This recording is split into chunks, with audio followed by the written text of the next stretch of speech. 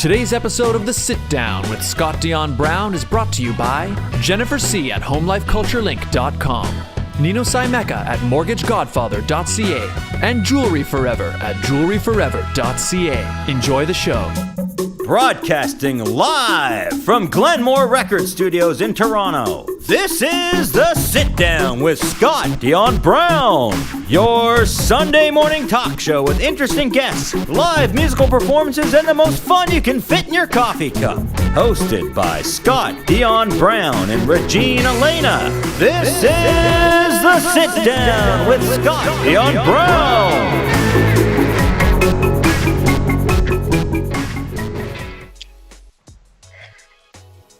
Good morning. I can't take this seriously. Happy Halloween, everyone, and welcome to episode 103. Yes, 103.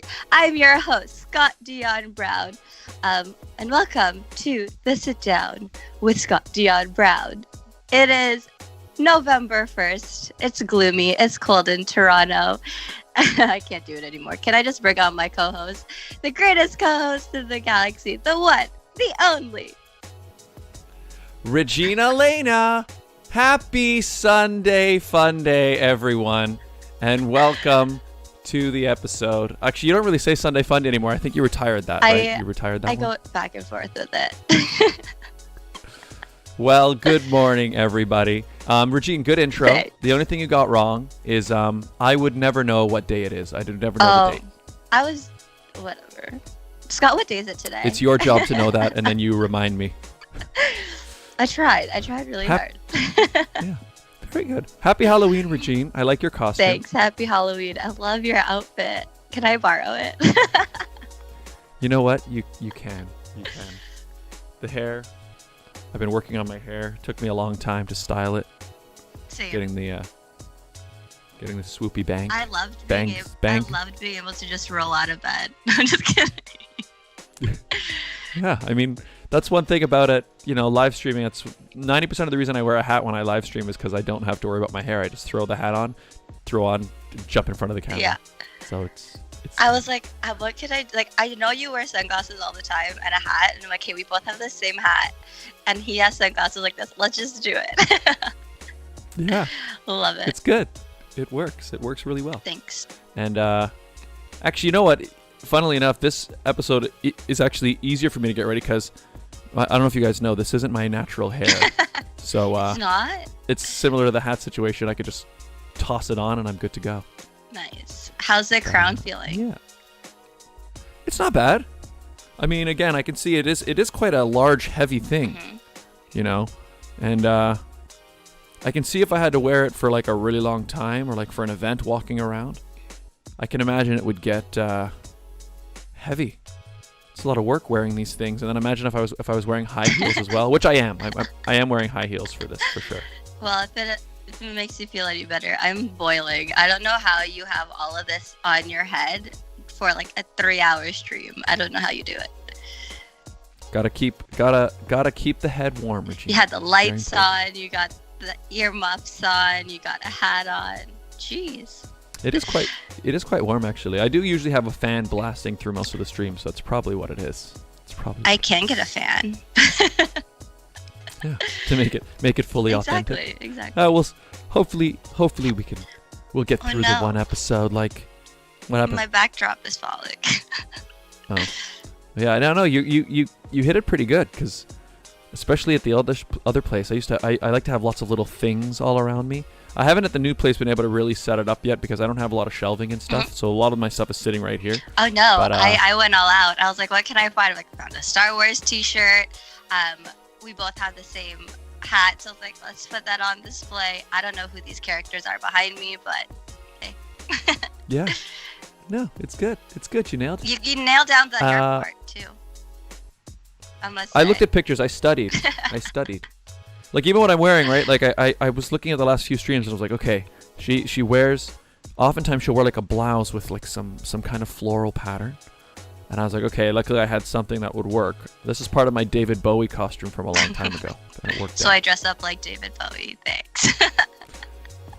Well, I mean, I had to modify it a little bit. And luckily I had I have my old sash that I flipped upside down, so it all works out. Nice. Are you wearing pajama So bottoms? Because I usually wear a dress with pajama bottoms. No, I'm wearing a full gown and high heels below, but I'm not going to show anybody that. That's Got it. I went all the way.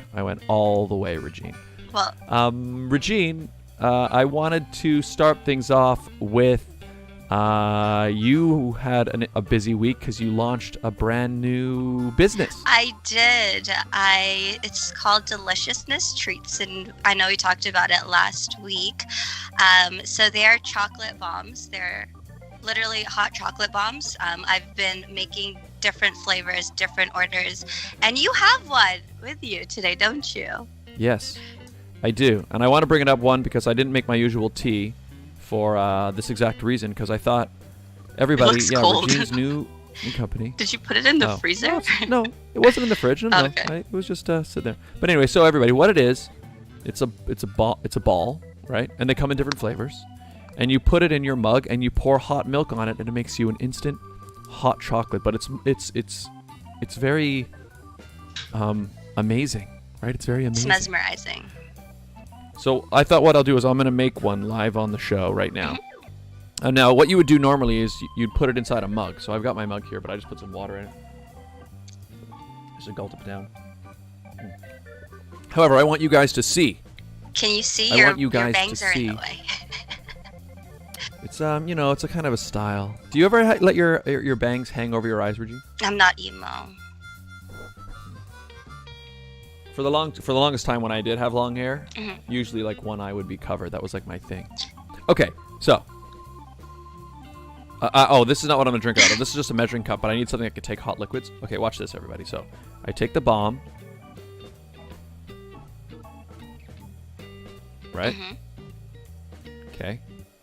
Now let's try not to spill hot milk all over myself, but we'll see. So this mug here, it actually doesn't really have a spout, but it holds the hot milk pretty good. All right, let's see if this is a good idea or a bad idea. Okay, everybody, observe.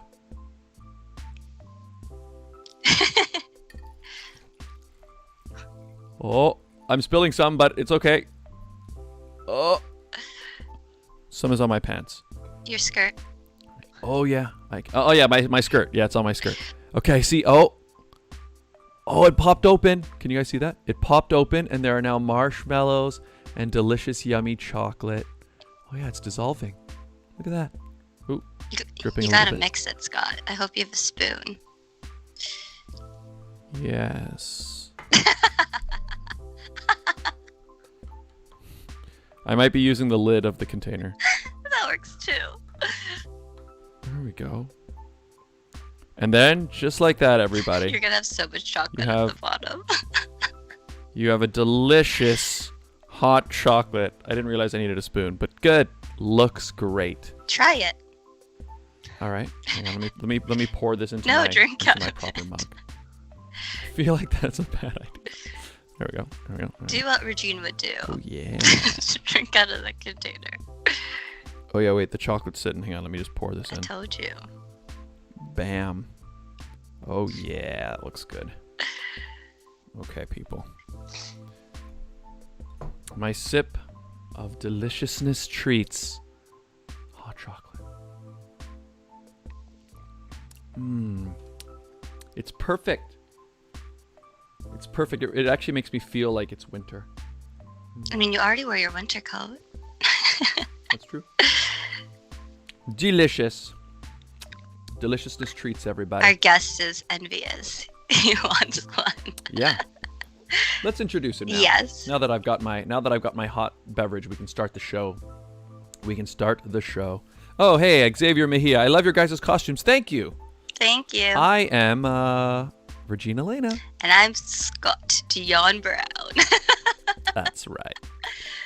All right, let's meet our guest. Ladies and gentlemen, our guest today is a Toronto-based actor, musician, writer, teacher, podcaster, and the artistic director of Suitcase Theatre.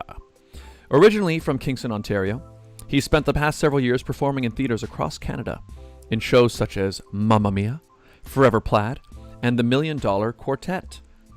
When not traveling from shows, He lives in Toronto and can be found writing, composing, teaching classes, and sitting down to chat with other Canadian theatre artists for his podcast, Let's Grab Coffee. Ooh. I wonder if he's drinking coffee today. We'll find out. We'll get to the bottom of it. We'll get to the bottom of it. As a writer, he's collaborated on several shows which have been workshopped and produced all over Canada. And as a teacher, he most recently worked as the head of music at George Brown College in their acting program, Nice. where he worked with the first, second, and third year students on vocal technique and was commissioned to write the music and lyrics for their original TYA musical based on the stories of Robert Munch. Cool. I love Robert Munch. Me too. Yeah. Finally, as artistic director of Suitcase Theatre, he's developed several original TYA musicals that have toured to schools throughout the GTA and across Canada. His most recent show for Suitcase Theatre, Stronger Together, Opening Doors to Mental Health, premiered this past fall in schools and was streamed as a part of the National Arts Centre's #Canada Performs series in May. Ladies and gentlemen, please welcome to the show, Tyler. Check. Hello, hello. Hi. Hello. Hi, so nice to. I honestly had a moment. I was so enthralled and like into that hot chocolate bomb that like when you like turned it around, I was like, oh yeah, I'm gonna be a guest today. Like I was just watching, being like, that looks so good. Should get you They are pretty terrific. Yeah, Yeah. Regine posted a video of it on I guess on the Instagram channel and for it, right? Is it at Deliciousness Treats? Is that what it is? Deliciousness_treats. Deliciousness. Oh yeah. And so she had like a close-up video of it, of the milk hitting it, and then the thing, like, it explodes open. And the thing that really got me was the marshmallows when it's like, whoosh, and like just a flood of marshmallows. I was like, whoa! It's like, it's ready to go. It took my breath away. I didn't realize I was just. Someone told me like a long time ago that like I do this thing like where it's like it's called clutching your pearls, and that made me clutch my pearls. Like it like opened up, and I was like, oh, like it. But yeah, it was magic. That's Christmas magic right there. It is. And we're in November now, so it's all at this point. It's just all okay. Christmas going forward. I mean, after the show, the costumes are gone, the tree is up. Yeah, as I say that, as we're all sitting here in Halloween costumes. Yeah. Yes. By the way, nice costume. Thank you. You are tell the people what you are. I am Albert Einstein, and this is there's my little, the rest of the costume. yeah. And as you can see, there's a bit of my silver hair dye in the thing. E equals Love MC it. squared. Yeah, I figured I'm going with the mustache lately, and also since COVID was like, you know what? I've never been able to like grow out my hair long because I'm always doing shows. Mhm. So I was like, let's let her go. And I was like, I literally was like, oh, I'm going on that show. I need a Halloween costume. And then I searched up like mustached costumes. It was just like, what are the options that I can do? I mean, I've never seen you with long hair, and it suits you. And I was gonna ask you, I'm like, did you let your hair color naturally grow out, or is that hairspray? A little bit of both. I've definitely noticed as it's like grown out in the back and stuff, there's like gray in there for sure. I'm not mad at it. Like I also had a beard for quite a bit of COVID, and I have a couple patches of gray in there, and I think it's fun. Well, there you go. Yeah, for sure. For sure. E equals MC squared. Yeah. Which I have absolutely. I was like, I also made the note when I was looking at costumes. I was like, I should probably look up what that kind of means, like just as like a sense. So what does it mean? Not a clue. I couldn't tell you what a single one of those letters. I know squared is like it on itself, right? That's what like this and this thing again. Like 2 squared is like 2 times 2, I think. You lost me. Exactly. Yeah. This Yes. is why I went into the. Yes, that's definitely what it is. I understand it completely. Yes, exactly. Completely. Tyler, just stick to teaching music. Exactly. Yeah. That makes sense to me. That stuff makes sense. Well, that's how we met. Yeah. We met you teaching music, me planning birthday parties. So That's right. 100%. Yeah. We met at Kidville Station, the one and only. yes, and we've had Sarah Wilkinson on the show, and she's also from Kidville. So hello, Sarah, if you're watching. Yeah. Crazy small world. Yeah. Crazy small world. Mhm. And then we also, I mean, there's also, so I've been meaning to ask you about this. What is the connection through like JDL? We're all connected through JDL, all three of us. Like it's like such an interesting, how the world kind of just comes together like that is, I think, fascinating. So I have known Josie DeLeon forever. She's basically family to me, and I actually coach on the side some of their students when they want to do pageants and get into modeling. So then they call me. I know you're a coach there or a teacher there, and so is Scott. So, we're GDL staff. Get it? I love it. Yeah. Yeah, I only taught I think 1 or 2 classes there a while back. I'm not sure if I'm still a teacher, but I have taught there before. When they do the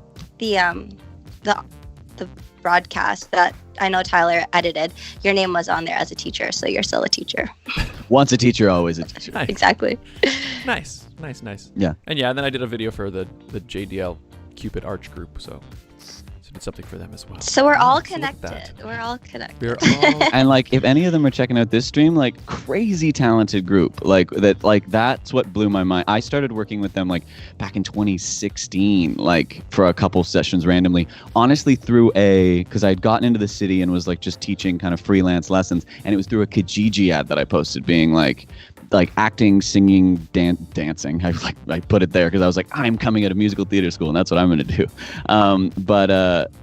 Put that out there, and Josie got in touch and was yeah, we're kind of looking for someone, and we built a little bit of a program together. And then who'd have thunk literally almost 4 years later it would come back to being oh yeah, this just works out with with the virtual classes and stuff, to be able to go back and do it again, and to see some kids who were maybe in the youngest group. Mm-hmm. When I was there the first time, now literally superstars. You're that's pretty cool. Yeah, I feel the same way. I started working with them in their first school in Mississauga back in 2013, I think. And to see all of those younger kids now teenagers and then college, university, I'm where did time go? Why am I so why am I still in pageants? These kids are done. What's going on? That's funny. They grow up so fast. I know. Mm-hmm. And there's sorry.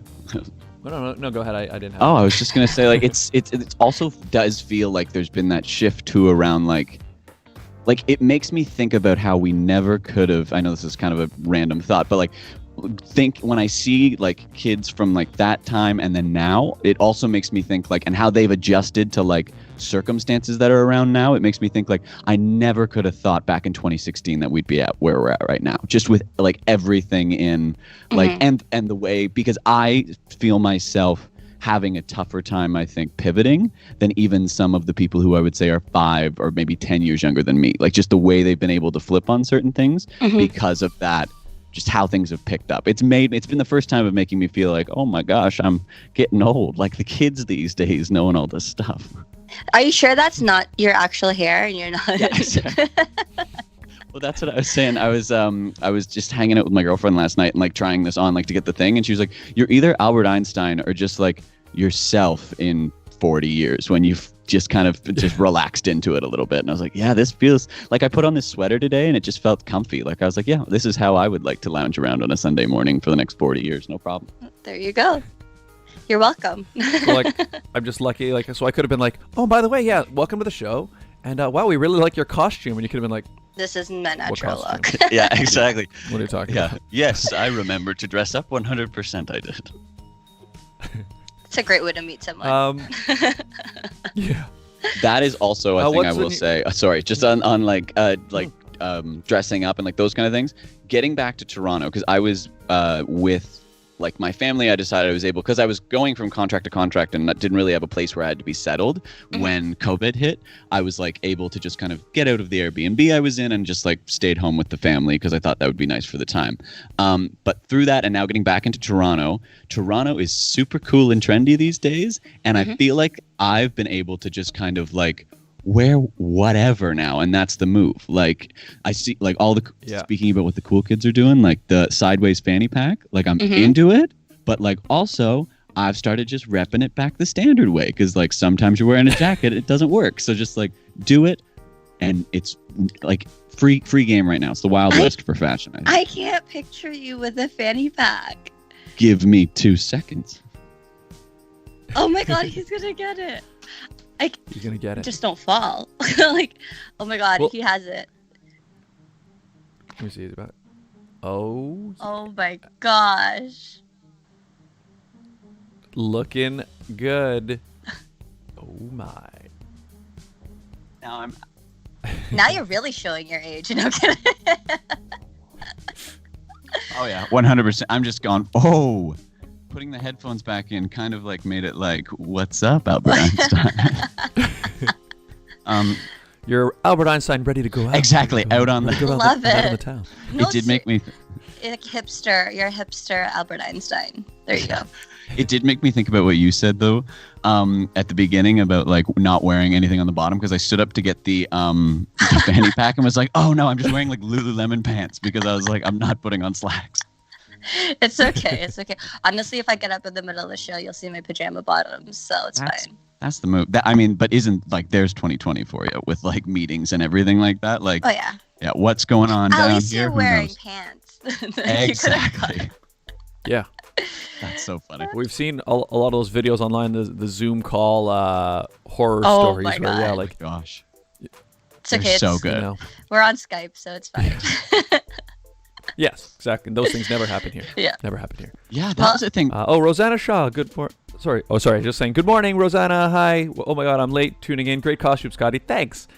I am Regine Alaina. And Regine Alaina, I'm Scott Dion Is, Brown. there you go. And we're also here with Tyler Check, a.k.a. Albert Einstein. Although I don't know if that's not his accent. I like that. He was German. Yeah, I right? think so. I like that he was kind of like a villain there. You made him like Albert Einstein. Yeah. That's what I realized as I'm saying. I'm like, wait a minute. That's close enough. That's awesome. Close enough. What do you what do you rock in your coffee mug there? I know your podcast is called Have a Coffee, or let's sit down for coffee. Let's grab coffee. All grab of the above is what I said. If you put in anything with like coffee and then my name, Coffee. hopefully I've done enough with the search engine that it'll show up. Honestly, I like it's just black coffee, and I switched like about a year and a half ago. I went from like, because I was for a long time I was like an aggressively Canadian like double from Tim Hortons guy. Like actually me. you would Kidville, that would have been like heavy, like that would have been I the never saw time. you without a coffee. 100%. A nice double from down the street, like to the Yep. point where I would like be late to teach the class because it's like I'm not stopping to get a double. Like Yeah. that's just part of the process. Wasn't to it get like there. a large double too? Oh yeah, and then I see? would get the strudels with it too. And just like sugar crash all through the day. And then I started doing the like fasting thing, and you're allowed to have black coffee through that, and that switched to that, and now I love it. I do find sometimes it's easy to get into like a like over caffeinated like jitter zone, but well, you were saying, are you a tea person? Yeah, I actually love coffee, and I'm the same story. I was a double guy, and then I found myself somebody I heard somewhere, like we all hear it now. You want to try to cut back on sugar, I guess. And so I weaned myself off sugar slowly. So I went down to 1 sugar, and then I went down to no sugars. And I thought about getting rid of cream. But now I find I just kind of like it with a bit of cream or a bit of milk, so I leave it. But then updating that is I found coffee. I don't know if I was drinking too much of it, or I found it stopped sitting with me nicely. So when I would drink it, I would feel all funny for like a few hours. So I've ended up kind of transitioning To hot chocolate. into tea, even though or Into hot today, chocolate yeah, bombs. I've transitioned completely to hot chocolate. Yeah, exactly. That's But I love coffee, but I'm pretty much a tea guy now. Yeah. See, I started as tea, and then I got into coffee when I got into college. And then ever since then, if I don't have a coffee, I get those headaches. And I'm like, oh boy. Yeah, that like behind the eye. I remember because I was later to coffee as well. I did do the classic tea when I was like in high school. I feel like when you get into the performing arts sometimes, or like theater or whatever, you become like the tea person with your tea and your honey and you're like my voice, and like you do that whole That's both of you. Yeah, everyone, you got to do that. It's like it's an important part. And I remember in university the first time I like woke up for we had a lecture followed by like a dance class, and I was just dead to the world, and my roommate was like, have a coffee, and I was like, I don't really drink coffee. And I remember that day because it was that like he was like that first hit of like I was like, I'm awake, I'm 100% awake, I feel great, like let's go dance class, woo woo woo. And then like how that's now just transitioned to like if I don't have it, what I feel like, it's a wild journey. Yeah, Coffee's amazing. I love it. Actually, my girlfriend and I were just talking the other day. she kind of wants to look into getting like a nice espresso machine, like the hardcore They're one. on sale. Oh, really? Well, I mean, there's one everything more is on reason. sale at this point. So, Nice. Well, we've got to do some research, but I just like, and I'm totally on board. She's like, but you don't even drink coffee. I'm like, yeah, but I kind of want to try again. Like the thing I don't know is whether or not it's just coffee in general that doesn't sit nice, or is it like certain types of coffee? Could a darker coffee be better? Could a decaf be better? Like there are many. There's a wide spectrum. but weren't of you coffee already options in the drinking world. dark roast? I mean, yeah, but not like religiously. Like it was. It was a just, Sunday morning thing. Yeah, well, like sometimes if I go to a coffee place, sometimes I would order dark. It was not. I don't think I did enough of like an elimination diet type thing where I can actually know exactly like how does this affect me? How does this affect me? And is espresso different? I don't know. Yeah, who knows? Anyway. It is it's one of those worlds like like wine or like anything where you can just like, it's such a craft that you could go down if you wanted to, that I think it's for. And I mean, there's so many new ones now that I think like if you had come up to me a couple years ago and said, do you want like a butter coffee or whatever those things are? Like I would have not known what that was. Like there's so many other directions I feel like it's gone in now lately too, with keto or with random things that they're doing that. Yeah, it's interesting for sure. So for all of you tuning in, welcome to our talk with coffee. I mean, about coffee. Yeah. The podcast, funnily enough, is not about coffee at all, but yeah.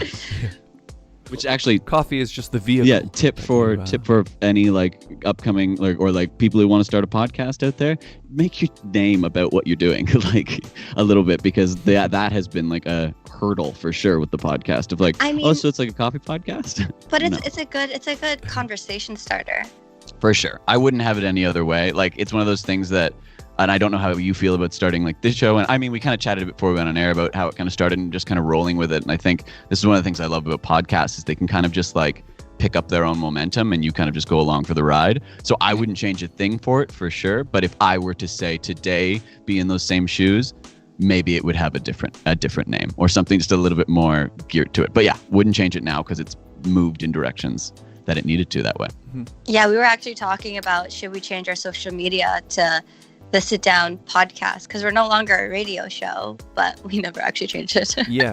Well, that's the thing. Yeah, like our Instagram is the Sit Down Radio Show. But the thing is, it was never on the actual radio, even when we were at the original station. It was an online radio station, so I guess that counts.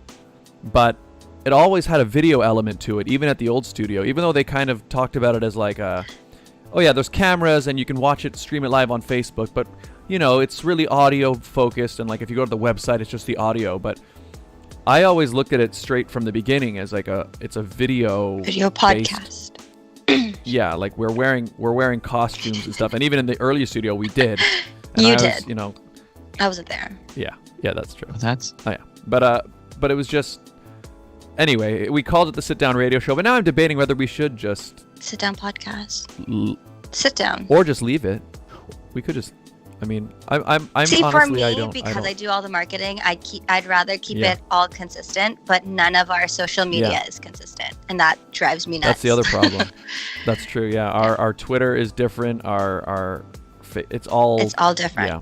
and it bothers me. So I feel like that's the flip side of that coin, because I a while ago and I feel like again it goes in phases, so I'm probably coming up one when we're coming up to like 200 in the next, Wow.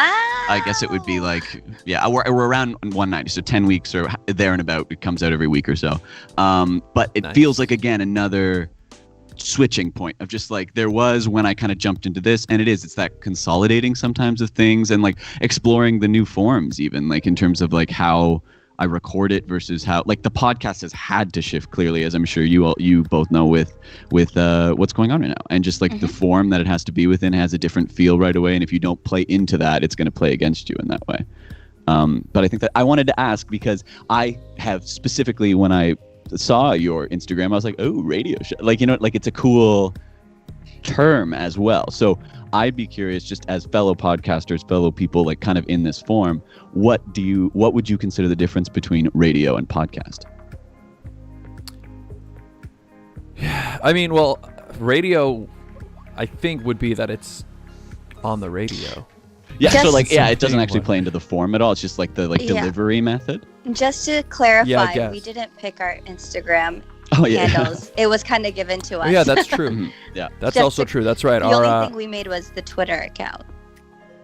yes, Mhm. and that's Sit Down Scott, which Sit down, Scott. I kind of like because it's like somebody's yelling at me, Yes. which I kind of find is funny. Isn't that But, just Twitter? Yeah, though? that's true. So Yeah. So Yeah, we didn't really our- come up with the handles. It's just now we kind of stuck with it because that's what we started with. So yeah, that's when right. we And- started, and- we were in a radio station setting, but Mhm. now we're not. So And where do you find Yeah. most of your, if you don't mind me asking, like where do you find for your listenership and your fans and the people who are kind of like tuning in, where are they interacting with you mostly? Is it because this is a YouTube thing as well? Like this ends up on YouTube? Like it's yeah, yes. YouTube is definitely the main spot. YouTube is the main spot. So it's like the show is on Spotify, but I don't think it gets too much attention over there. It's and again, I think it's because people now are aware that the show has a video element, and I've leaned into that. Yeah. And like that's actually almost the bigger question is it's like podcasts mostly are audio things, but so many of them as well have a video part as well. And on a lot of the ones that I enjoy are all, I like seeing the actual, you see the video as well. So I don't know, are those still podcasts? Yeah, I think like so. the more long form I kind don't of know. ones and stuff. Yeah, like it makes me think of, and I mean, Yeah. like this was kind of what first got me into podcasting a long, long time ago. I don't listen as much anymore, but like the Joe Rogan podcast, it's that Yeah. people, and he's talked about that too around. It's a whole other fan base almost that watches it because it's a different thing than kind of tuning in over the downloads for sure on like a podcasting platform. So it's fascinating, and then it does seem like everyone who's gone long form in that way, which I love. That's Let's Grab Coffee. That's like what I kind of prefer, is that just being able to sit and chat through things. And I think you say just as much in how you navigate a conversation as what you actually say in the conversation. I think that's important. But that being said, like it feels like all long form people, and I've even felt the pressure to do that for sections of my podcast. The video element, people want it, and I think people can appreciate it. But there So is is something yours- so fascinating about audio, like So just is about yours the just strictly thing. audio?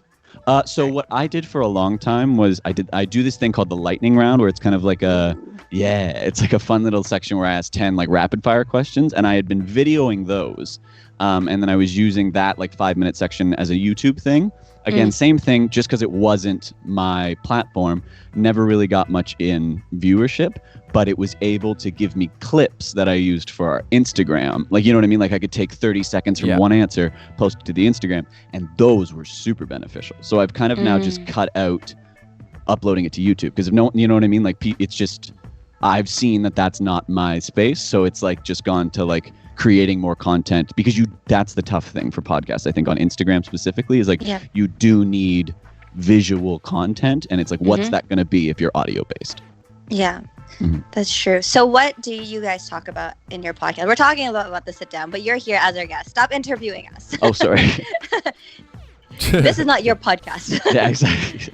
So what do you talk about on your podcast, and where can people find it? So it should be on all kind of like streaming platforms. If you search "Let's Grab Coffee" Tyler Check, that should show up. And it's really just, it's theater mostly. It's mostly kind of theater for a long time. And what I've kind of tried to do for the majority of it is create kind of like an encyclopedia Canadian theater a little bit, like trying to make it so that where the podcast started was from wanting to have these conversations with established. I've now come to realize, what is that? Everyone's trying to figure it out still, all the way through their career, always. But I thought there was this like upper echelon of people that like had it figured it out, and if I could chat with them, maybe I would get some benefits from that. Just trying to learn, communicate. I've always loved conversation, and then if I can just have a mic in the room for that, so that other people could maybe be a fly on the wall to that conversation, hear what's being said without maybe having to make some of the like trip ups, because that's my big thing is with that one I don't edit it unless I've been asked to edit it by the person I'm interviewing. That happens super rarely, when they just say a little thing, or maybe they mention something they're not allowed to mention Like, yet or oops, something. yeah. Like, ooh, shouldn't have said that. Yeah. But if I say something dumb, that stays. Like that's kind of what I've wanted to do, is make this a way of like, this is how I've navigated building a network of people in this industry that like I consider friends. Like I consider everyone who's been on my podcast like a friend of mine, and like because we've been able to have that connection, and just I saw very early that there was that need for like networking without the grossness of it, like of like we're gonna be like, you know what I mean? And I found that the forum just, you put a microphone in a room and it takes away some of that pressure of like, we're going to go in a room together and we're just going to talk. We're just going to talk about you. You know what I mean? But when you put the mic there, it's like, it lends itself to the conversation. And that's kind of what happens. So I've kind of like let it expand to just being about, kind of like I said, you learn more about a person from like how they navigate a conversation than what they're actually saying. And that's what I try and do, so that if someone, if cool things are happening in the industry, I try to chat with them about that experience, what they're doing. I'm trying to connect right now with the first theater open, like major theater in New Zealand opened back up and did Mary Poppins. Because New Zealand's been like crushing it in like the pandemic, right? And I'm trying to get in contact with them to set up a chat about like, what does that look like right now? Like, what can we like kind of hear from that? And then interspersed with that, when I've met cool artists, I kind of do like almost more profile episodes where it's like, just chat about your experience, what you've learned, is kind of like a thing, so that if someone were to say, be auditioning for that person, they could go back, oh, has Tyler had a chat with that person? Yes, they have. Great. Listen to a bit of that. And then when they go in the room, they're like, you like this thing. I also like this thing. And I heard it on this podcast. And then there's a connection that wouldn't be there. That's awesome.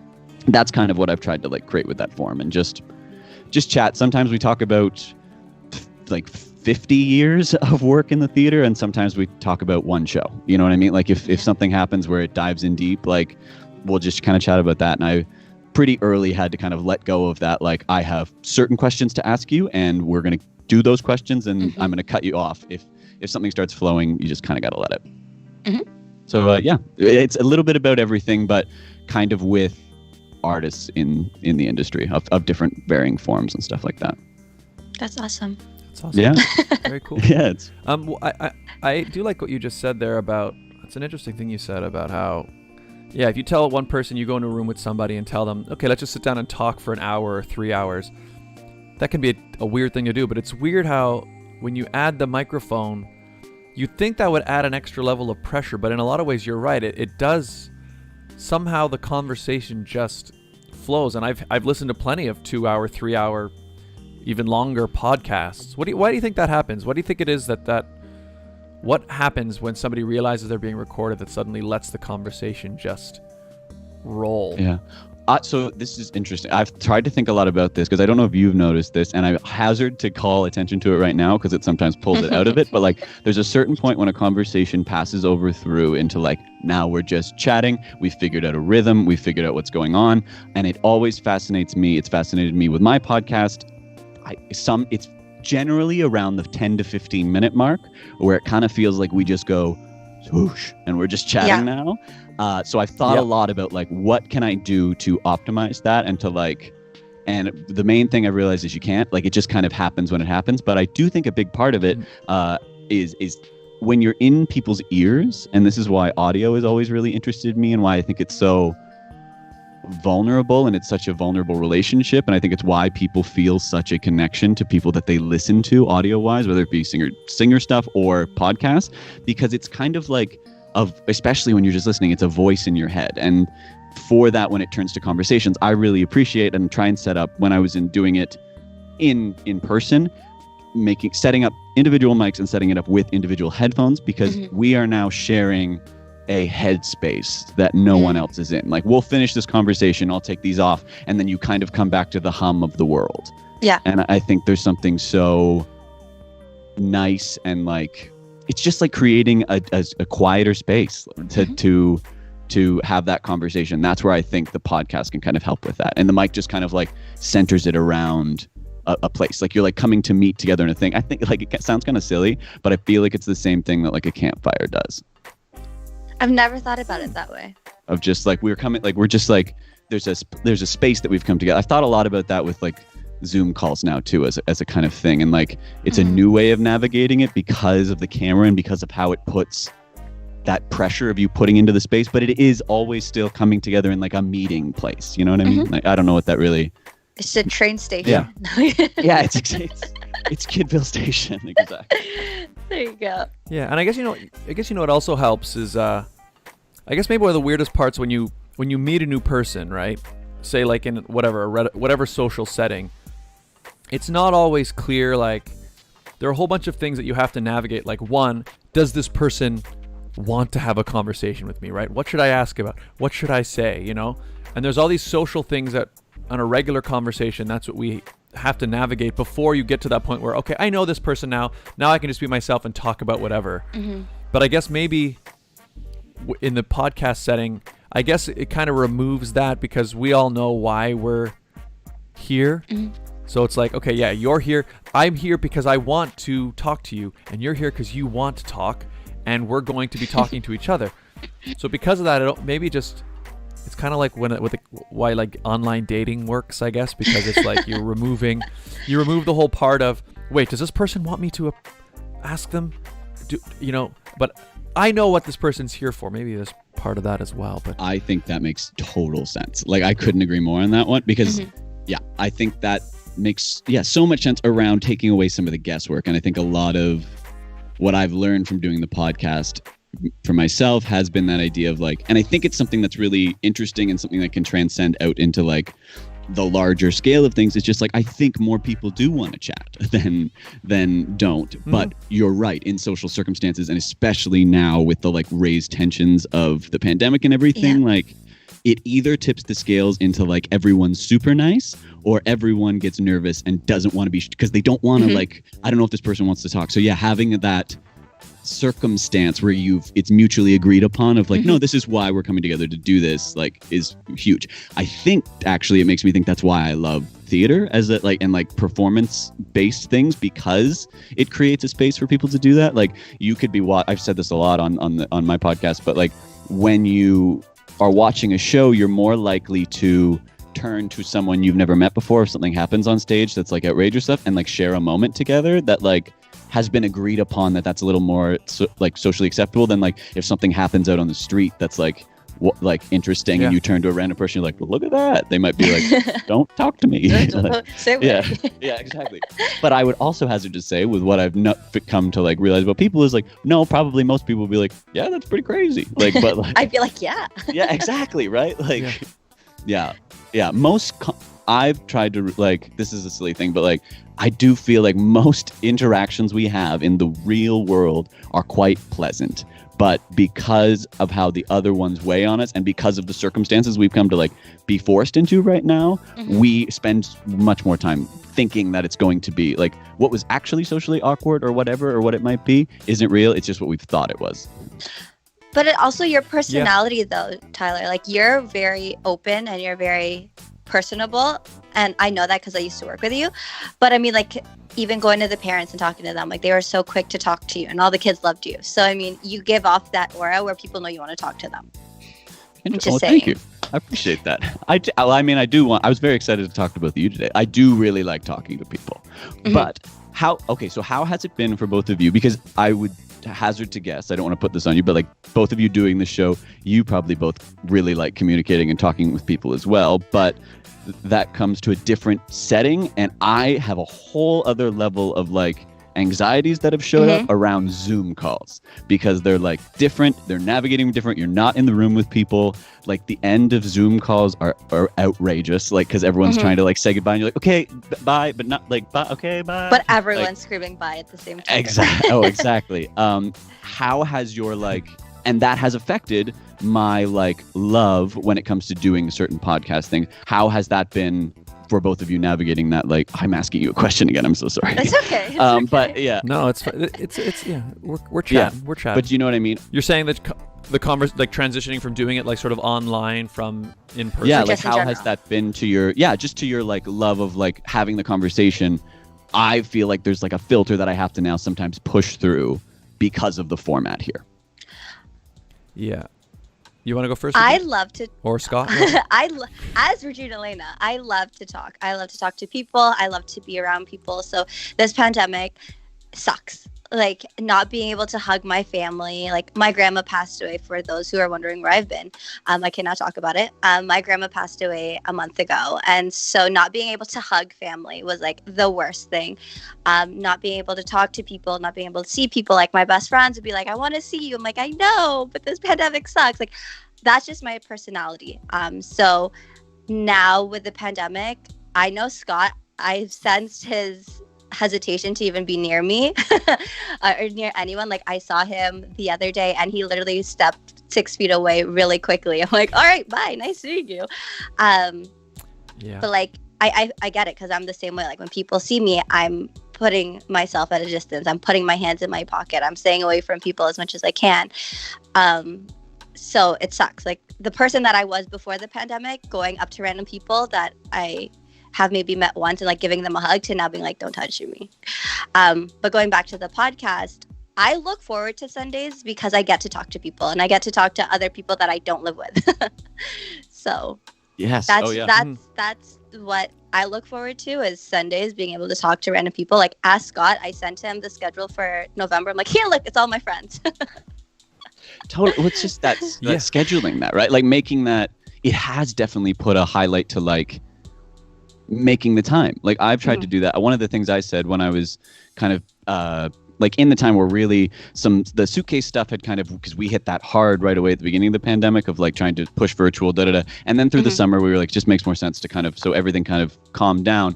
And in that time I made the kind of decision, it sounds kind of cheesy, but to be like a professional friend, where like I was going to like put in the effort to like sift through the like sticky, awkward, crunchy feelings of like setting up Zoom calls or like setting up chats with friends, or being like, what night this week do you want to like sit down and have a drink like over Zoom, and like those kind of things. And pushing through those points, it's been amazing how people have responded to like, and like reconnecting with people and stuff like that, where much like podcasting, it's that same thing of like, maybe it takes 15 minutes, but then you like whoosh and you're just having that conversation again. But it's that layer that we have to like now consciously push through of like, there's this, it's like there's like a 6 feet separation, like literally and metaphorically, of like, you just got to push through that to get back to that connection.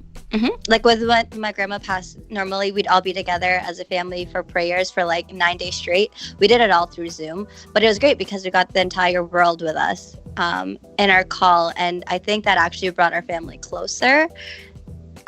They probably won't hear this anyway, but I think that it brought us all closer in the midst of a pandemic, which was interesting. Scott, go ahead. Yeah, for me it's been, oh wait, Zai comment. Scott, I can't even lie, when I seen Regine, I thought that was you. Please read that. Hey, I gave there myself bushier eyebrows today too. Hang on. Like I tried, but then I realized I do need to do my eyebrows. That is attention to detail right there. So there you go, Zai. And Scott has like high cheekbones, so I was trying to like contour my face, and I was like, should I give myself stubble? I'm like, no, that's too much work. Well, it looks very good. And also, hi, Killer Underground Space. I see you there as well. Hello, hi. But yeah, what I was so to your question, the thing I dislike the most about it has been the slight delay on when I ask a question to when somebody responds to when they. Yeah, exactly. So that's been the part that I've not liked. And a little while ago, actually, because what did we just hit, Regine? We just hit 100 episodes. Yeah, we just hit 100 episodes recently. And in that time leading up to it, I was kind of, feeling a bit nostalgic, and I went back and looked at some of the episodes we were doing where we were in person. So Regina and I are sitting next to each other. The guest is sitting across the table from us, and then they would perform live. And I watched some of those and the energy of those conversations. And I love I really felt like, especially when the pandemic hit, or right before the pandemic hit, that we were kind of finding our stride with something. Like I was liking the feel we had, because I liked that we were creating this thing where, I wanted every artist in the city, whether they're, local to the city or they're touring, I wanted to try to build a show where, you got to do this show. You got to come on and you sit with them for a few hours, then you play. And we were trying. I just liked that. We were trying to get Tyler on the show, but he was too busy for us. I'm just saying. Oh, well, there you go. But yeah, so if we were having you on before this, and yeah, we would have had you with your guitar and everything, and like just so I loved that, and I really do want to get back to that. That being said, though, again, there have been a lot of nice benefits of doing it over Skype. I mean, obviously, we get to talk to people not just local to the GTA. So like we're talking to people in the UK, we're talking to people across the US, even a few hours outside of Toronto or the rest of the country. So that's been nice. And then also, again, I think Regine touching on that is I still really look forward to it because I do miss that social interaction, but I do find the few times where I have, met up with people in real life, there's always that extra level of tension that I wish wasn't there. Oh, I felt where it. again, I'm like, I felt it. Yeah, where I'm just like, I was like, whoa, oh, okay. should I be? Well, I'm like, sorry. Yeah, should I be near this person? Okay, don't make sure you stay over there. Okay, my mask is on. Oh wait, we shouldn't be indoors right now. Maybe we should go sit outside. Like there's all this whole extra level of things that I never used to have to think about when I'm meeting up with somebody, where I can't be completely just comfortable anymore, which I dislike. Did you sanitize those the bags that I gave you? I'm curious. Actually, you know what? Actually, I didn't do that. Actually, I probably maybe earlier on in the pandemic I would have, but I think I have. I'm not quite as. I mean, I definitely sanitized my hands probably many times that same day. I'm not dirty, I promise. Yeah, that's why I was asking. I'm like, did you sanitize? Because you seemed very like when I say you can when they say you can cut tension with a knife. That was literally how I felt with Scott. Like I gave it to him, and he like. Yeah. Well, because it's the thing with every social interaction I have now, when I have to go to the grocery store or anything, I just like I've said it many times over the show. It's human Frogger. I'm basically trying to avoid every person that I see. Totally. So. Now, and it's yeah. Well, I would say so. You said the cut the tension thing with the knife, and it gave me the image of like a loaf of bread, and that you were gonna like cut a loaf of bread. And I would probably say, because this is just me speaking, and like I feel this like all the time, every time. But what I'm trying to like remind myself is that like I feel like it was like maybe a little like bun of tension, and then like when I went away and kept baking it, it became this like giant loaf of tension. Because like that's a good way to look at it. You two just talking about the situation right there's no actual tension, like, you know what I mean, like with each other, but both of you kind of went away from it with this like, oh, what was that like? And I feel like that's where and again, it all comes back to podcasting, because my communication has grown, and I've learned so much from doing podcasts about calling things when they happen, and like those things because of that. Because I've also, and I feel like I could go back and like listen to certain episodes I've done where maybe something got weird in like the early stages of the episode, and I just didn't call it for the rest of it. And Scott. Oh, he said the same. If I'm not on the show and you watch it and something, there was a specific episode, and Scott, I think you know what I'm talking about, where Which one? When the conversation was talking about calling out another city. Oh wait. So there was a festival, and they were calling out the parliament of that city, or the government, whatever, of that city, the MP. And I was like, and I'm like, Scott, why did you not shut them up? Like, why didn't you just change the subject? Like, I was in the States and I watched it, and I'm like, this is so awkward. Although honestly, in that case, actually, I didn't want to call that out. I liked what was happening. I enjoyed. What it was. I mean, to be more specific. Yeah, to be more specific, what it was. I mean, it's not even that big a deal, but like so we had some people who were representatives of some festival they were trying to put on. And I don't even care if people can know what they are, but I won't say who it was, but whatever. They were on representing a festival. They were trying to put it on, but they were trying to get government funding for it. And I think they had been turned down, or nobody was talking to them. And so what I realized is they came on the show to promote this festival, but what they had actually done is they decided they were going to come on the show and use it as an opportunity to like call out these government people who hadn't given them funding. So like they went on these rants about like, this is an important thing, and I can't remember if they named names, but I feel like they did. They definitely named. Yeah, so they did. Yeah, so then they were just. But I didn't mind that. I actually honestly, like, I was sitting there being like, Give her. You know, it's not my views. This is not Scott that. didn't It's even not talk. me. You Scott know. just let them talk the whole time, and I'm watching, I just let and them. I'm like, this is annoying. Yeah. What you I was you enjoying it. learn I don't more mind- about how you learn more about someone from how they navigate the conversation as opposed to like what they said. I feel like that's an example of like you just like, oh, okay. Like I get it from what they did. You didn't have to do anything for the form, and that's like it highlights it. The form and the situation of long form allows people to kind of highlight themselves, however that's going to be. You know, it's like I would have been like, okay, Yeah, so what's your festival about?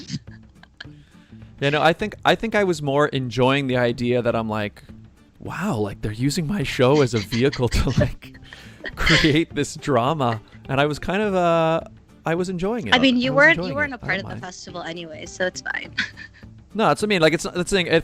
I think if they were calling me out directly or like attacking me in some way, although actually I probably would have enjoyed that too. Honestly, like I actually like would have enjoyed the you know the opportunity to like you know shout back at somebody, but the thing that was happening was very. It was kind of, it had nothing to do with me, right? I mean, the way I look at it, I'm like, look, you're a guest, you're on here, you can say what you want. I'm not going to tell you what you should or shouldn't say. I'm not saying it, right? Like, they already played that, especially at the old show, they always used to play that disclaimer, the opinions expressed in this episode do not reflect the whatever of the studio or whatever. Maybe you So should I'm like, start whatever, throwing that in what's gonna ours. happen? Yeah, I guess. I mean, it's we're fairly safe on YouTube. Anyway, but yeah. Also, just a quick question, Scott. Is your sash falling? Is it bothering you? it has slid off a couple. You know what it is? Because I was usually it would be pinned down on this side, but I couldn't find anything to pin, so it's kind of just sitting. So if you ever wear that sash again, get double-sided tape and stick it to the shirt so it doesn't slide off, or pin it. See, these are the tricks of the I'm trade. gonna write that down. I'll make a little note for myself. Just if in and when I case get a Tyler wears a sash. sash. Yeah. No, I but was Exactly. I was watching the sash fall. I'm Noted. like, is he gonna be okay? It's happened a few times, and it's happened a few times where I didn't even notice. Like I would just like I get in the conversation, Sure. and then suddenly I'll look down and it's like it's fallen all the way down. But that's happened. Talk about. Hey, I Loki was 009, gonna welcome to the show. talk about calling it when you see it. I was gonna say like you did it like sassily there when you're He's talking. About, I wish someone would call me out and put my sash back on. Yeah, it's the you know what? It's because I feel so glamorous that I'm just like He's Yeah. feeling his inner Regine Alaina. That's what's happening. I am Exactly. sassy, so it's fine. That sass that comes with wearing a sash. I don't know how Exactly. I don't know how you keep long hair from not falling in your face. That's the real question. You tuck it into your ear or you pin it. Oh, Did you use? because I used to have long hair when I was younger, but my hair was regularly Were you an emo kid? like what? It was kind of because it has a swoop, but like I actually liked how you almost only ever saw one eye. Yeah. You know But, who you look like when you do that? The not Elastic Girl, the daughter from Incredibles, because she Violet. always has. Oh, yes, yeah, she yeah, always yeah. has like the covered. There you go. So good. Yeah, that's cool. That makes me. I just hear like Fall Out Boy and like Panic at the Disco playing and just all that. I Little see Paramore Incredibles. maybe. Yeah, exactly. Yeah, Lovely. but you know I'll keep shoving it over. Keep shoving it over. Tuck it into your. Oh, Regine, headphones. let's. Okay, but the thing is, I still want it to look. That might not be Yes, it. I don't think that's better. When was the barrette? Okay. When was that time? When was the time where people would do the barrette there? Is Um, barrette a word? Oh, yeah. Is that what that thing is? Like a clip? like a bobby pin. Yeah, like the ones that would have like a butterfly or like a bumblebee Oh, on them, they and they'd still like do clap. them. They still they do them. that there? It's back. It's trending again. This is what I'm saying. I love that it always Okay, comes that's in good. circles because Yeah. anything goes with fashion these days. Fanny packs, barrettes. Whatever Are you want. still wearing your fanny pack? I had to take it off because it was pressing on my belly, like because I was sitting in a chair and I was like, oh. Like, Took it off. That's why they got to wear it up here now. That's why they wear it up here so you can. it's your sit- sash. sit You can wearing pin it now. it. That's true. Yeah, wearing it this. There you go. That's true. Yeah. So funny. I like that. So actually, I do rock a fanny pack like that as well now. You do? Across the chest. I do. Yeah. Oh, yeah. I've been doing that for a while. I saw people doing it. and I was like, nice. They're back because it is convenient to have a bag. Canada Galaxy has a fanny pack if anyone wants to purchase it. They have a 20% there you go. discount right now for their birthday. Just saying. Oh, nice. There you go. Yeah. Get It's your Canada holographic Galaxy, looking too, so I'm gonna order one actually. Yeah. Fancy. Well, I do need advice from. I don't understand, and this is what's the difficult thing about the fanny pack right now is like I don't see the transition to like fall winter because like for the summer I love it across here like with it whether it be like a button up like short sleeve or a t-shirt or like You're all good, but like I don't understand. Like once I get something like this on, well, I wouldn't wear it with this, obviously. But like what does it go under the coat? Like I don't know. Yeah, so I think I can speak to this great. one. No, so the first thing I did notice was the one that I have now is not the first one that I owned. I'm pretty sure the first one I started wearing was when I had that was like in a closet from years and years and years ago. But what I found is one, you have to make sure you get one that the reason I bought a new one is because I need one that loosened bigger because it's a larger area going on a diagonal across your body. So that's one. But then two, what I think is you can do, so if it's a winter coat, you can wear it under the coat, but over your regular indoor clothes. So it's like you might have your sweater on and your whatever you got on, fanny pack, and then it sits here, and then winter jacket. But then what if you need to get your top. wallet? You have to unzip and... Yeah, that's fine. I mean, I usually keep my wallet in my inside pocket anyway. But yeah, I might have to make the transition of a couple items that would be fanny pack items into like coat items, and then just leave the like essentials in the fanny pack. Yeah, exactly. There you go. Your dad left a comment. Mike Brown says, Regine, you've never looked more beautiful. Is he talking to me, Regine, or you, Regine? I think he's got. Well, I'm Regine, so obviously. Thank you, Mr. Brown. I don't know if I should be offended now. Thank you. Yes. Regine, we should do the ads. We should do the ads. Yeah, we should.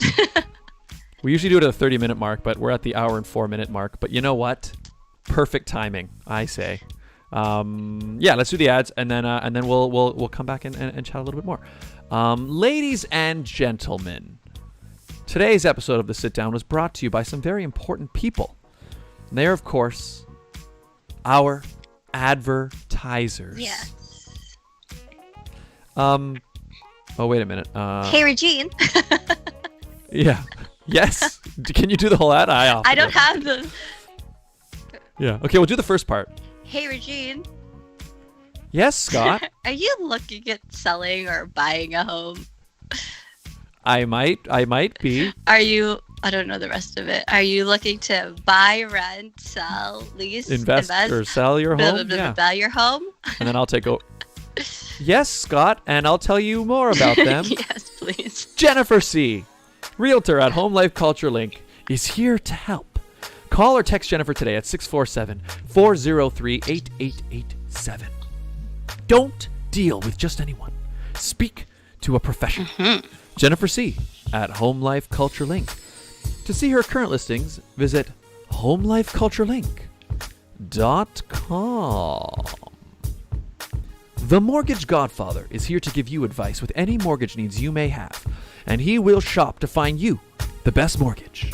Nino Saimeka, mortgage agent. He'll give you an offer you can't refuse. Can I try it? No, I'm just kidding. Yeah, do it. No, Do no, it. no, Go. no. That'll be good. Okay, fine. Find out more at mortgagegodfather.ca or call 905-604-6955. And it was brought to you by Jewelry Forever. Conveniently located at CF Markville Shopping Center on 5000 Highway 7 East Markham, they do custom-made jewelry, repairs, and change watch batteries, all done on site. Jerry is an absolute artist over at Jewelry Forever. If you have a vision for a piece of beautiful jewelry, he can make it into a reality. And we have an amazing deal worked out with them, don't we, Regine? Yes, we do, Scott. Or Regine, whoever you are. If you go in and let them know that Scott and Regine sent you, you'll get 15% off your entire purchase. That's 15. That's right, 15% off. Yes, 15% off. And there I am right there going, oh, that was me. And go to jewelryforever.ca or call. Actually, no, I don't have. No, don't call them. Go to the store. Jewelryforever.ca. Go to CF Markville Shopping Center, or you can call them at 905-474-3837. They have COVID safety restrictions in place, so you can shop easy. Just put on your mask.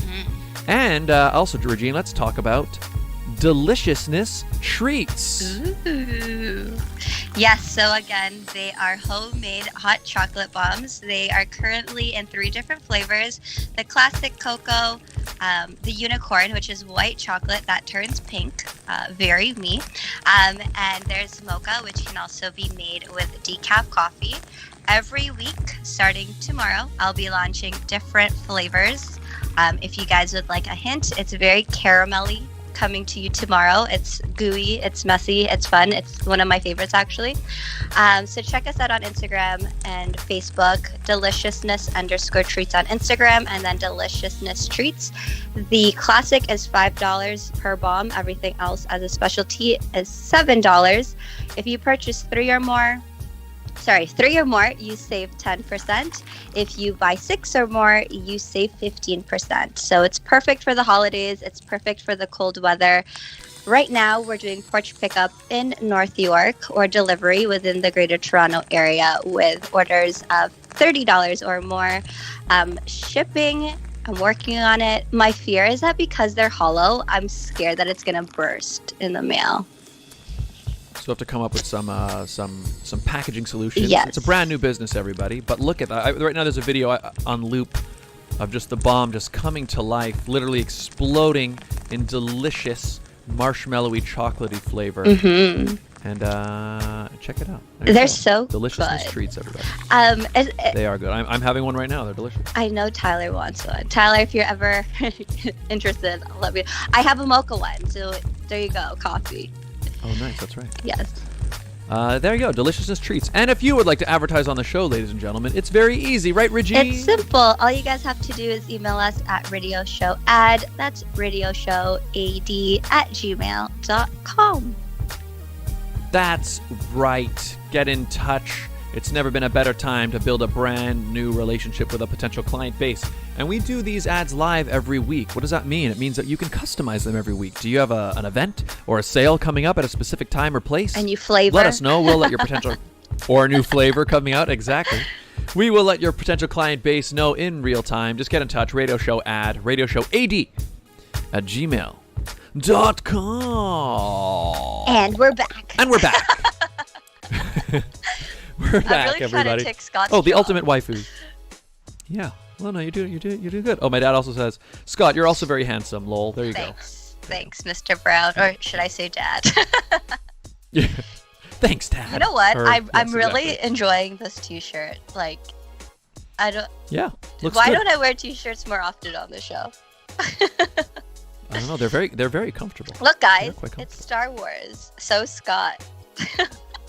That's a great. Exactly. That's the thing. I Thanks. have streamed exactly with a shirt like that. So This isn't mine, for those who You are did. wondering. I know it fits me pretty well, but it's not my shirt. I had to find it. None of the Star Wars stuff is mine, as many of you guys know. I'm not into Star Wars, but this is mine. This and this. So have you? Wait, did you watch? Actually, hang on. The Ultimate Waifu. Hello, good afternoon. Welcome to the show. We're here with Tyler Check, artist, musician, actor, teacher, podcaster, all those things. Regine, did you watch The Mandalorian season 1? Have you watched it all? I did. Okay. Anti-Star Wars over here. I only watch it because of Baby Yoda. I'm not gonna lie. Okay. I was on my Well, phone that's half the a finer time, and then reason. when Baby Yoda was on the screen, I'm like, aww. And yes, I watched season 2, episode 1.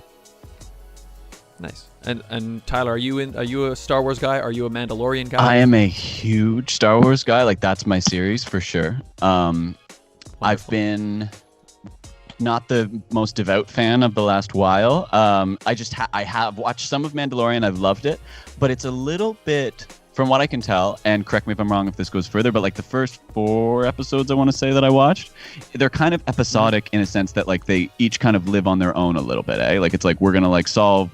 Like it feels like the first few were like, oh, they're now the Mandalorian and Baby Yoda are handling this scenario. Now they're gonna go handle this scenario. Like, is it kind of in that way? Yeah, it's so there is an overarching story, but I know there are a couple episodes in the middle, and actually that's what I'll say about The Mandalorian is I like it, but I'm not the hugest fan of it, but I will say there's a handful of episodes in the middle that felt very much to me like you could have just skipped those ones, and I only Yeah, watch it for Baby Yoda, so.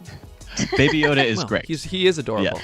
He is adorable. I will say, Oh. yeah. But yeah, Sorry, I was just gonna say there's a couple episodes that just feel like almost like there's not nearly as much budget. Like you could feel like they're just like, okay, we gotta fill something out. Let's put them in weird costumes and send them to some village. It felt like an episode of Xena Warrior Princess, if I'm being honest. can I just say, But Taylor, yeah. the Brown, his Halloween costume was pretty on point.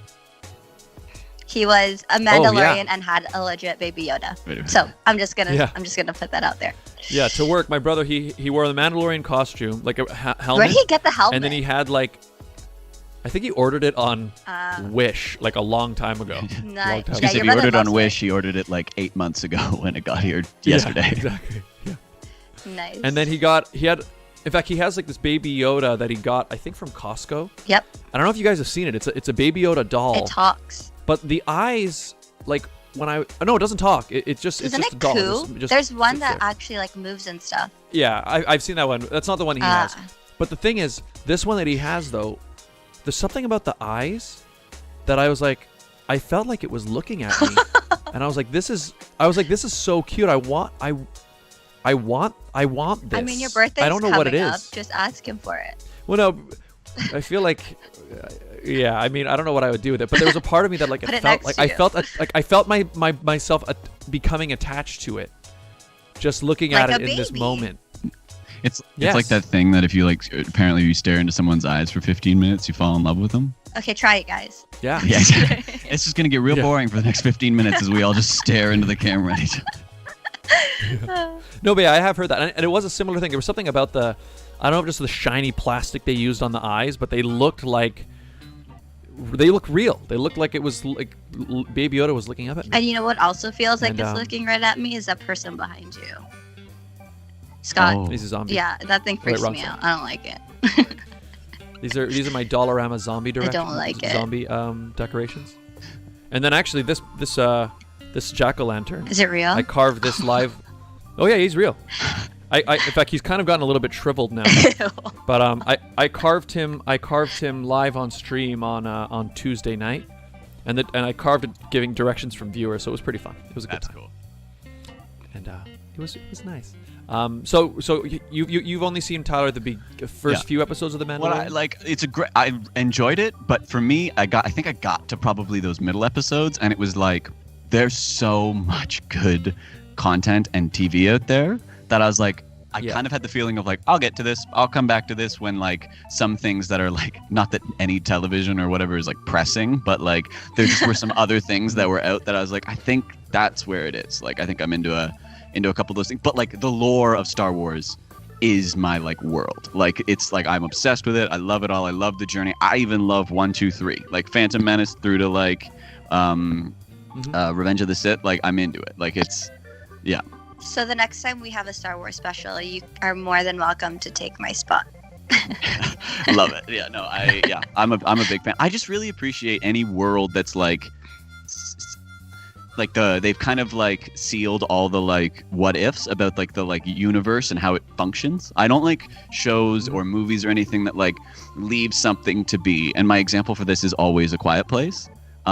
Great movie and all, but like what were the things? Why did they get here? How did they get here? Like how do they like, did you guys see A Quiet Place? The one with John? Oh, I didn't it's see that it. one with John. I heard that's the one where they're not allowed to speak, right? They can't talk because there's something being hunted. They're being hunted by something. And from seeing it, that's all you get. You don't get to know what it is. You don't get to know how it got there. You don't get to. And I just like, to me, say what you want, great performances, but like that doesn't interest me in the way when you're like, when a spaceship goes to hyperspace, it can travel to this like, you know, like when the like dynamics of how the world functions as a whole. That sounded so nerdy, but when that like is I mean, it goes with your airtight, it works. Yeah, exactly. Yeah, when the particle.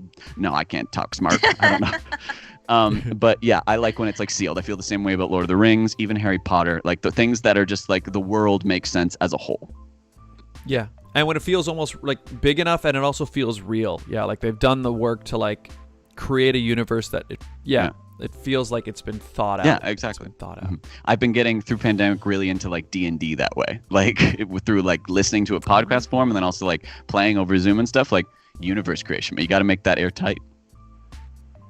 Nice. I've never played D&D. I've played have you heard of Warhammer?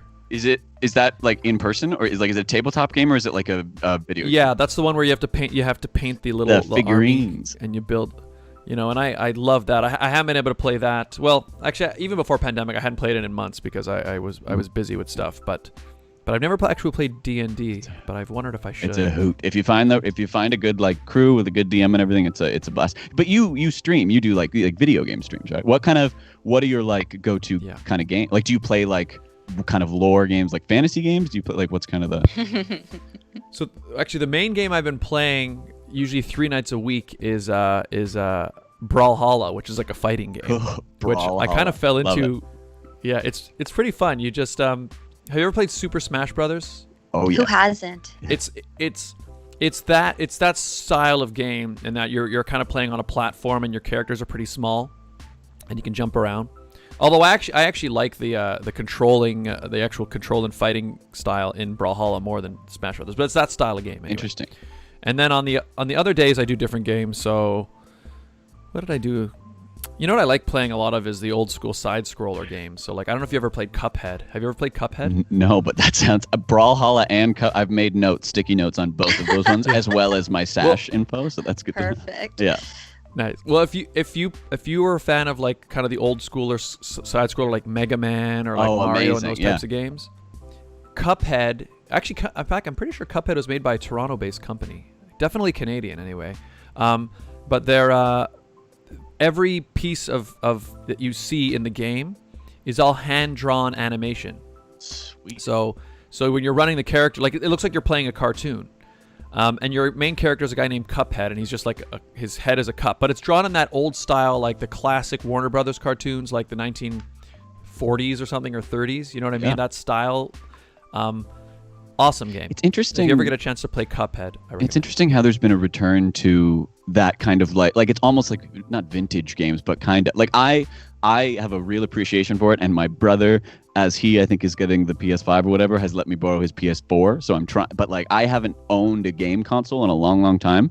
But it seems like there's like two worlds of like go for like super intense, crazy realism, like look how good we can get this smoke looking, and then there's like this really cool world of like indie or like vintage kind of like style games that go back to older forms that used to be that way because they had to be, but are now like you have an appreciation for them because of what they offer, not just because you have to side scroll or whatever it is. Yeah, it's been interesting that's true. There's been this huge reemergence of those games. I mean, I think it might just because those part of me wants to be like because those types of games are awesome. Totally. But I think there's also I think it's twofold. One, it's that there's definitely they're making games for adults who grew up playing those types of game, and so I think they're just aimed right at us in that way. Are you aging yourself, Scott? I'm very youthful. Very. People kept asking how old you are. Yeah, I don't know. I'll never tell. Yeah. No, on the group chat, they're all like, "How old is Scott? Somebody tell us." And I'm on there. They're like, "Regine, tell us." I was like, "I'm not telling you." I know it's I get asked sometimes, but I never let them know. I never let them know because I enjoy them not knowing. But what's it called? But then I think also kids love them too. Like I just think there's something about that type of game. I guess it's because when you make your character very small and the controls are simple, it then allows you. So it's something that you can master very quickly how to move, and then the game itself, it's I guess it just says it requires your skill to get through it. I guess you know what I mean. Totally. So it's like Yeah, go ahead. Oh no, I was just going to say it made me think of two things. One, I love what you said about, because I think there's been several series and several other things that have made resurgences that are running into the issue of exactly what you said around they don't know if they're creating it for the people who originally watched it or played it, or the new kids that would play it at the, you know what I mean? Like I think Star Wars has run into that issue around like, did those movies, is the stuff coming out now for kids now to get into Star Wars, or is it nostalgia for the people who watched them in the 70s and 80s? You know what I mean? Like I think that's where 1, 2, 3 had a real issue. They did a better job of 7, 8, 9.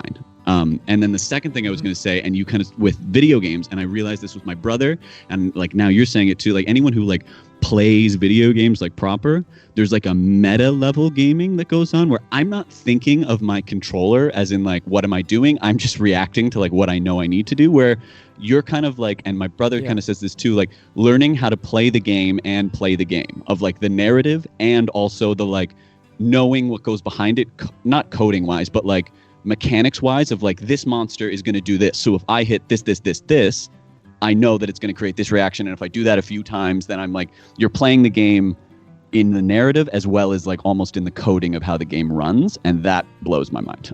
Yeah. Yeah.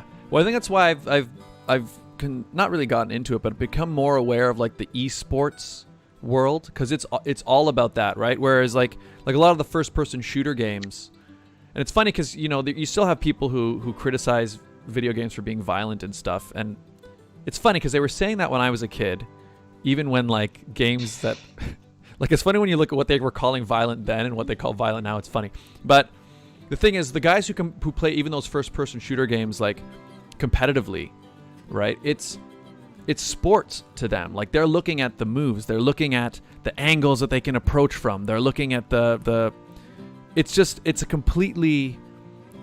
cool to see, like, when you watch it, like especially when you watch the esports coverage and they have announcers and play-by-play people watching these fighting games or shooting games or whatever they are, and the commentary they're making, it's nothing to do with really even the graphics at all. It's about the level of play and the split-second reaction time and all that stuff.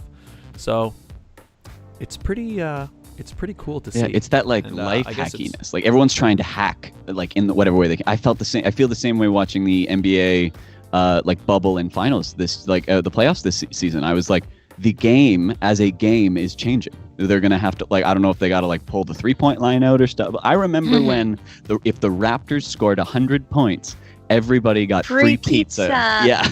If they did that, do they still do that now? They can't. They do if they win. Okay, see, exactly. They've already had to pull it back because they're always going to go over. Yeah. Like, I don't remember the last game that I didn't. Yeah, so it's crazy to see how things are shifting that way, of like people learning how to just go deeper and deeper and hack it on like a smaller level. Like, I can't even imagine what any sort of pro sport, and it's the same with e-games, like a compound or a training facility would look like around all the tech that would be involved now.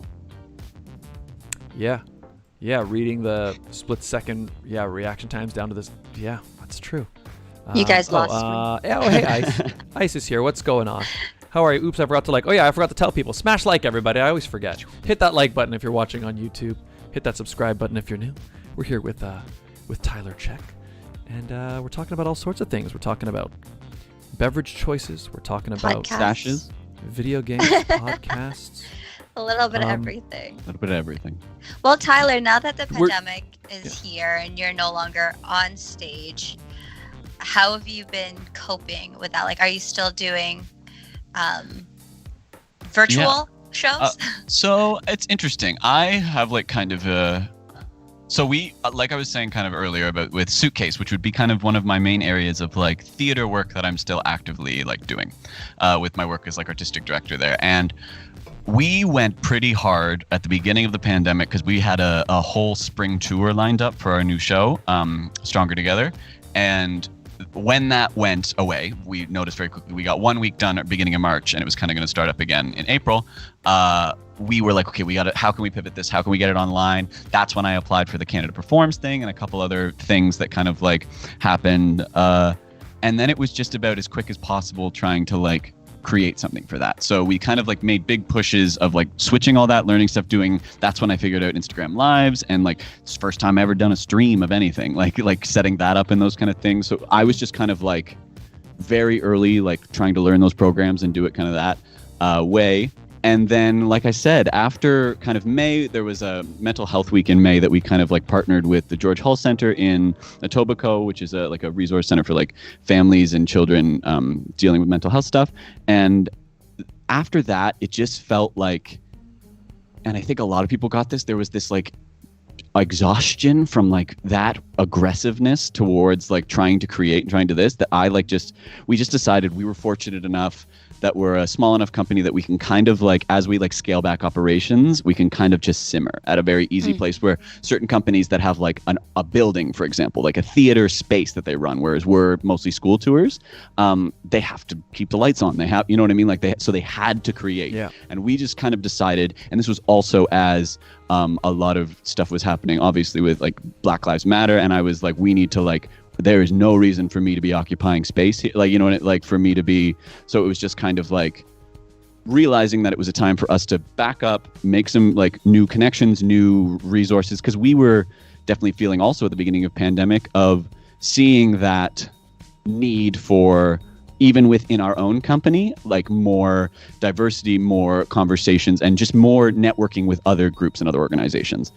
So that's what we've kind of been doing through the summer, very much on a like, just trying to form, much like podcasts, to be honest, like new connections, not with the not geared towards any specific, like we're going to do a project and we're going to make this thing happen, but just kind of like developing connections so that we have a wider circle of artists and communications that we can kind of draw on.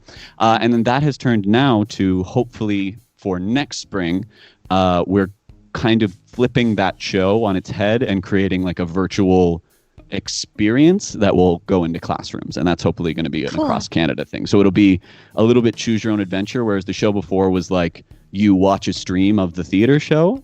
There's a lot to be said about this, but like for me, I don't think that's going to translate. And I think theater's in a tough spot if we think the way through the pandemic is to set up a camera and like film theater, because you have to be in the space for theater to work. Cameras, you have to like film it a little more filmically. I think, because I tune out when I'm watching like theater on film. Yeah. So we're trying to create this kind of like, and it's also come from like a little bit my D&D experiences of like a choose your own adventure version of the show, so that with a moderator, the audiences, the schools can do kind of like it's like a mental health workshop with a moderator and the show. And then as things happen, okay, do you guys want to go through this door? Do you want to go through this? The whole show kind of as a concept, we've marketed, or I say it's Monsters Inc. meets, what was that one? What's the one about the feelings? So Inside Out. Cool. Yeah. So it's kind of like the three main characters of the show each have a door, and behind their door is all of their like fears or anxieties or anger or this or that, and they kind of all go through together to each of their doors and like conquer what's behind it as a team, because we're stronger together. That's so awesome. Cool. Yeah, so we're kind of building that, and it's like figuring out how that can be in a new form, because we did it with the like stream form and that was fine, but now this pandemic isn't going anywhere. School shows aren't going to happen anytime soon. What can we kind of create with that? So that would kind of be one of the main things. My performing stuff has really taken a like, and I'm happy for that. I was like, it'll always be there. I love it. But as a performer, my connection is with the audience. It always has been. Like, I love diving into a role. I love like, that's all fun and everything. Like the process for me, it's that connection with an audience. That's why I do live performance. That's why I do theater. So like, until that's a thing, I don't mind not really performing. You know what? Like, it's not, I'm not yearning for that in the same way, and just kind of putting my creative efforts into other things. That's fair. Yeah. Yeah. I tend to kind of be in the same boat with I mean, I like, and I know a lot of people even that we've had on the show, and I've also watched other like people have been trying to make like a live thing, but we're gonna do it online and be streamed, and I like it, and I've participated in a few where somebody will be like, okay, Scott, we're doing this live music festival. Okay, so send a video of you performing live, and then they'll play it, right? But it's not, as far as I'm concerned, it's not the same. Like this is not, you didn't have a music festival this year. You know what I mean? Like, sorry, like this was something else, and I'm glad we did it. And yes, we did what we had to do to like, weather this storm.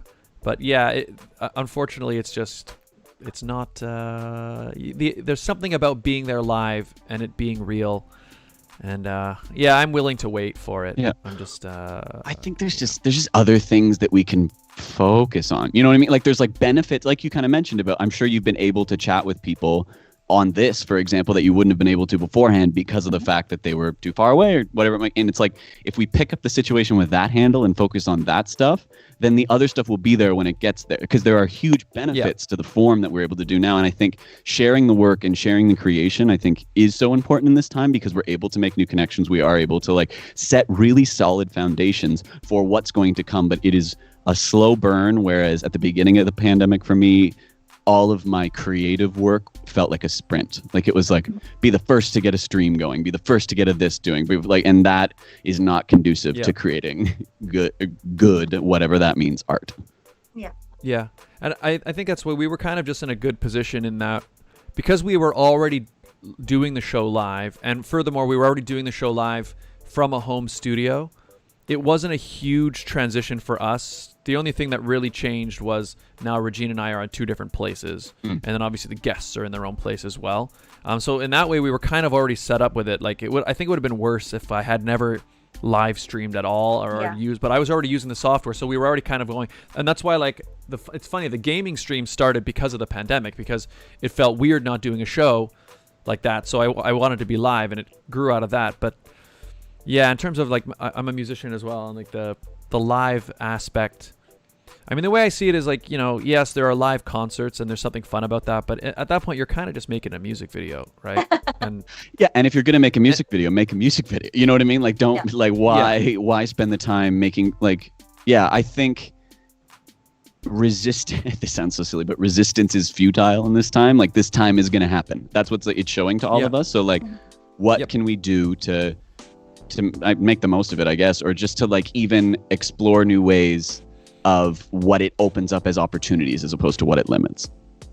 Yeah, and you know, the other problem as well, in fact, you're probably in the same position, is that so if you say you're walking down the street, right, and you see like a busker, like, you know, playing guitar, right, you might stop there on the side of the street and watch and think, oh, that guy sounds good, right?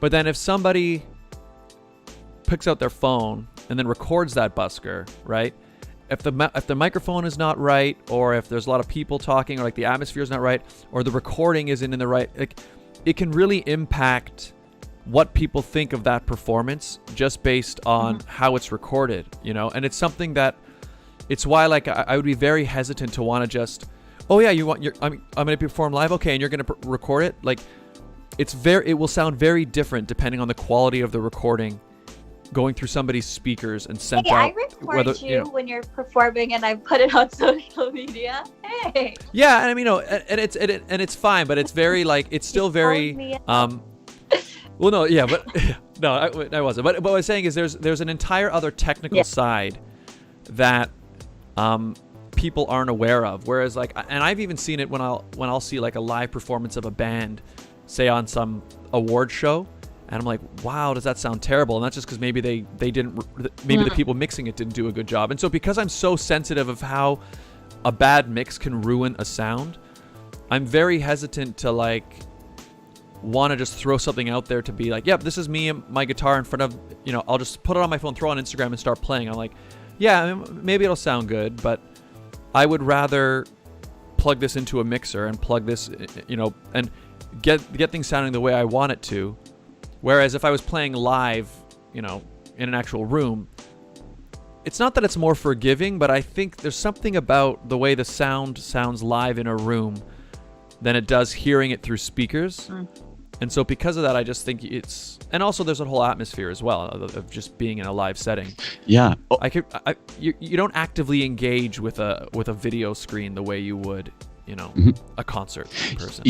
I think you also, like, just by the nature of the beast, like, I'm seeing both of you, I'm also seeing myself on this call, right? Like, you know what I mean? So I'm like, which, like, when you are, like, if I were watching you perform live, not only would I not have to look at my stupid face, like, in the side of the camera, I just get to, like, fully immerse myself in that experience.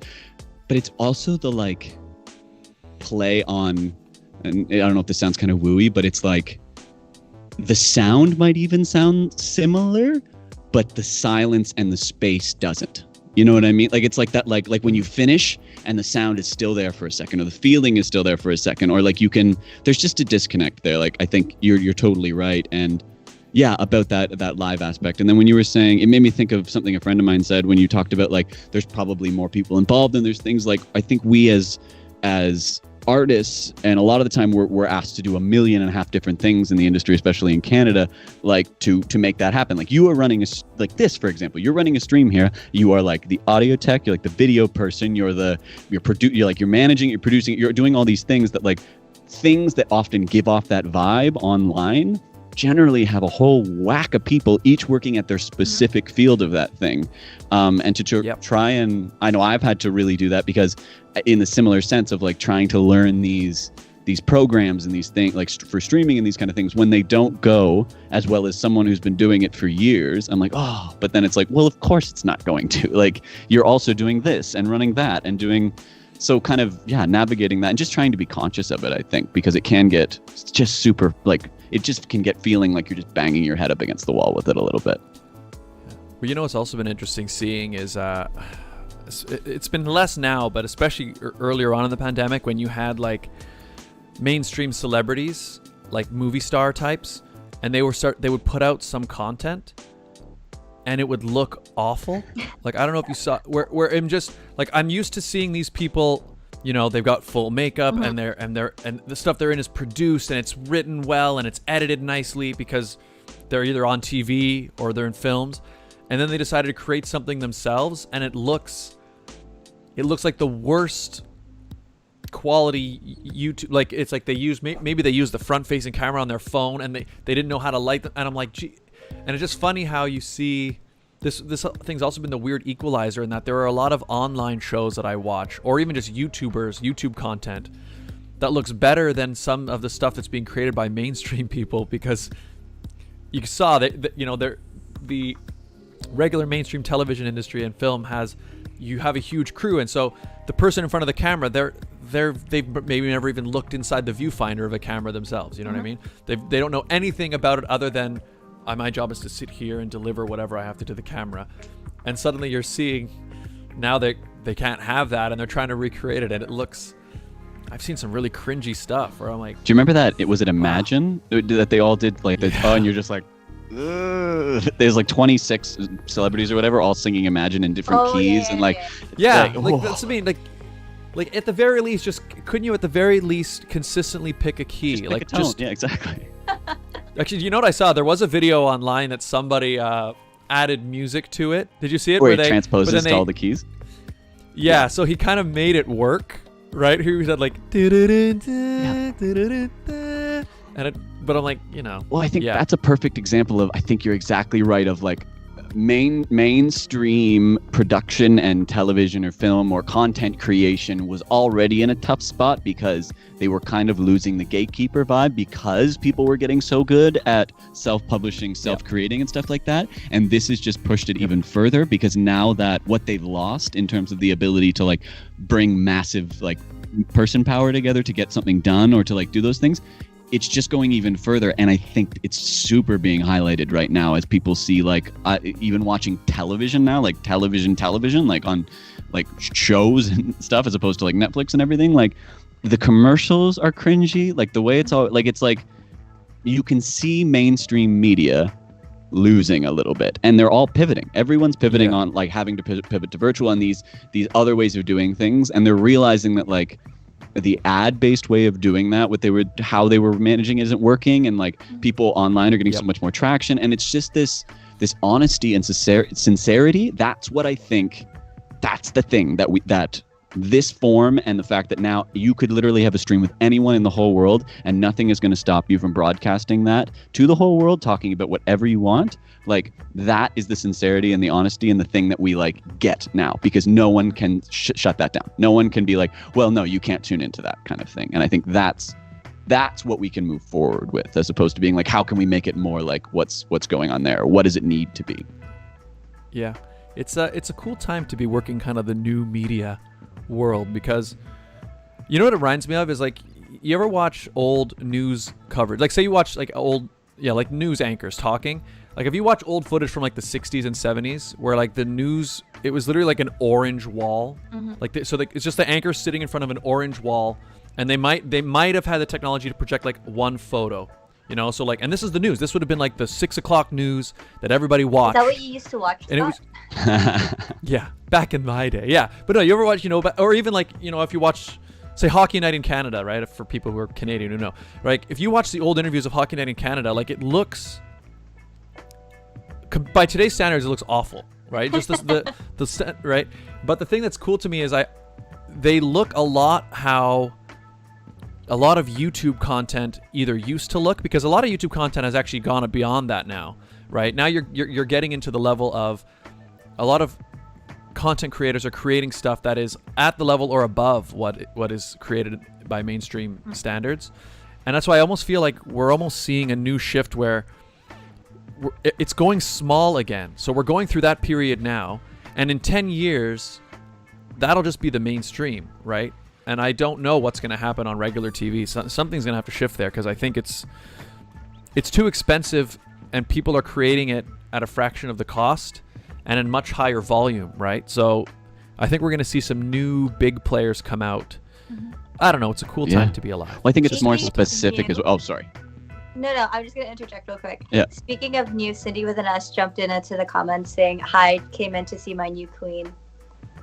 Oh, yes. Hello. Hello, Cindy. I'm ready. The sash. I'm ready to go. I've got my sash. I've got my crown. And I'm ready for the runway. I'm ready. Hello, Cindy. How are you? Oh, yeah, sorry. Go ahead. No, I was just going to say that, like, you're 100% right, because I think what it also allows for is, like, because we have, like, the whole global audience now, I feel like it was geared towards trying to appease the masses for a long time, because those were the only people that were on any sort of platform. But now literally everyone with every interest in every way is on. Like, you can find a podcast about, find me a topic there's not a podcast on, and I'll, like, you know what I mean? Yeah. Like, I'll make it, because that's what you need to find.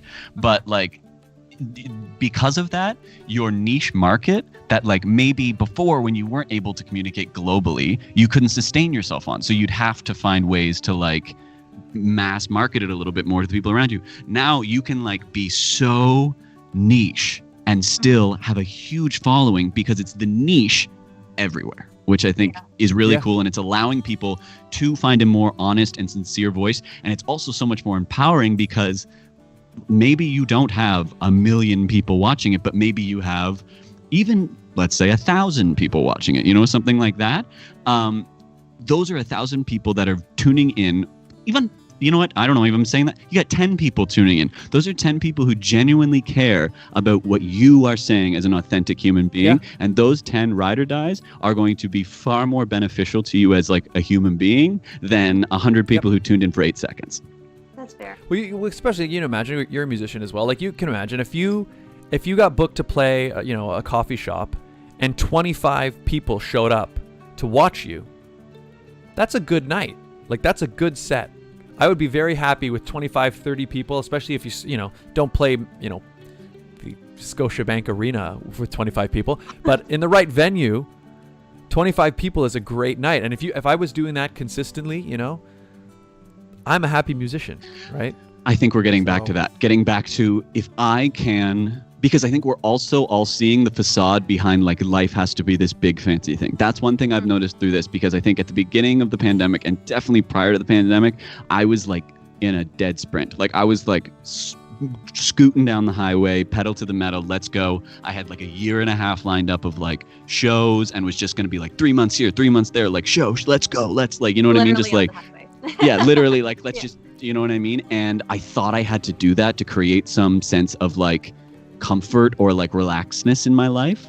And then as things have slowed down here, and especially as things have, like, really started to slow down in the last couple months, and I'm able to just kind of, like, teach lessons, do some things here, like, you know what I mean? Do creative work that I find interesting, consult on certain creative things, because now I've got the, like, podcasting in my background, and I've got the writing, and I've got the other things that I've just amassed because I enjoyed them.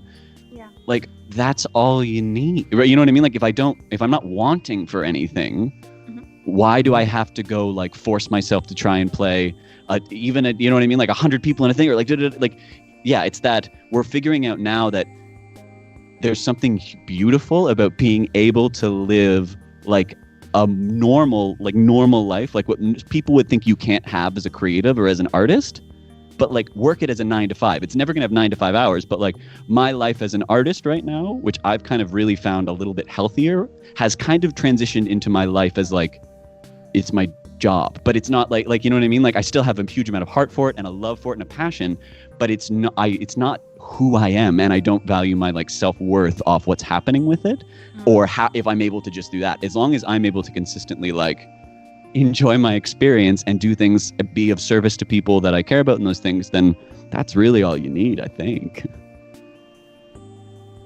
I agree. Yeah.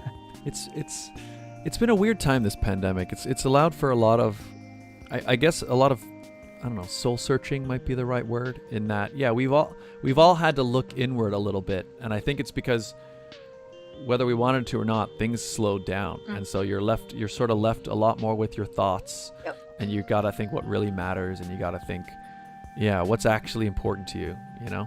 Yeah. It's been a weird adjustment. And I think going Like I've heard of yeah, that- sorry. No, go ahead. Oh, it's just just what made me think about that is going fast. I've had to realize going fast isn't the same thing as doing a lot of stuff. You can be busy and not be productive at all. And I mean, that's a huge thing people talk a lot about, but like I had this false narrative when the world was normal that I remember I would say to myself all the time, if the world could just pause for like a week, I could catch up on everything. Yeah, exactly. I was like, I could get all the emails in my inbox done. I could finish those things. I could finish up that grant. Like, just a week, if it paused for a week. And then it paused for a week, and I stayed busy. Like, I was like, oh, you're only as busy or as like stressed about your busyness as you allow yourself to make yourself. That it has nothing to do. That is so much less to do with the outside world than I thought it did before the pandemic. Yeah, that's definitely true. I found that's the thing I've said this on the show before, is that I've been having trouble finding that balance between how productive I want to be and how productive I am, because I have always been the type of person who kind of I need deadlines or pressure to really get moving. Like, I'm the type of person where if you give me 20 things to do, I'll get them all done. You give me one thing to do, I'll do nothing all day and start that one thing like an hour before you need it. And then, I'll get it done. But it's like, why couldn't I just... And because there's been very little reason where something has had to be, you must wake up at this time and do it by this moment. There's almost none of that now, right? The days of like set appointments are almost completely gone. Basically, the sit down is it, and the odd audition that comes through, self-tape auditions. Although even those, it's very rare that it's like, because before you had to go to this place at 1 o'clock, but now it's we need your self-tape audition by tomorrow morning. So I usually have all night to produce it, so it's a different, so that's been a weird adjustment for me. And there are some days where I still feel like it's just like a slug, like just not wanting to move at all. And then you get the message, Scott, I need the thumbnail. Yeah, well, there's that too, exactly, So it's a weird time. Yeah, Ultimate Waifu Scott, I'm one of your ride or dies. Thanks, Ultimate Waifu, appreciate it. Go. And Ice is telling everybody to subscribe and everything. Thanks, Ice. Yeah. Thanks, guys. Subscribe to me too. Yeah, that's right. Subscribe to Regine, everybody. Regine's channel. Cindy really wants me to get on TikTok, but I'm not at 80 subs yet, so it ain't happening. Yeah. Oh, and you just came in with a new video, right, Regine? I did on Tuesday or Wednesday. So speaking of things that came out of this pandemic, my YouTube channel came out of this pandemic because before the pandemic we talked about it and I was like, yeah, no, I don't have the time for it. And then because we were already filming at home and I now have the equipment at home, I was like, all right, let's do it. But yeah, I posted a video this week. I did another foundation review. It's out there, so yay! Link in description, everybody. Link in description. Geez, we've almost been going for 2 hours. That's pretty amazing. Look at that. Wow. I love it. We're flying. Yeah. I was going to say, how have you Yeah. found, just with the YouTube channel, like, how have you found that as a, like, now that being something that you've kind of created? Because I think it's interesting. Like, I looked forward to the fact that this had a set time today. I was like, my Sunday has like a thing on it that's like scheduled. Like, let's go. How has that been navigating? Has it become, because I think creatives run into a big sticking point of like something that's a passion turning into something that's a stressor. Through it. How has that been in terms of like creating that kind of like content? For me, I didn't know what I wanted to post. I just wanted to make one. And I'm still in that stage where I'm trying to figure out what do I want to do? What do I want to post? All my videos are something different.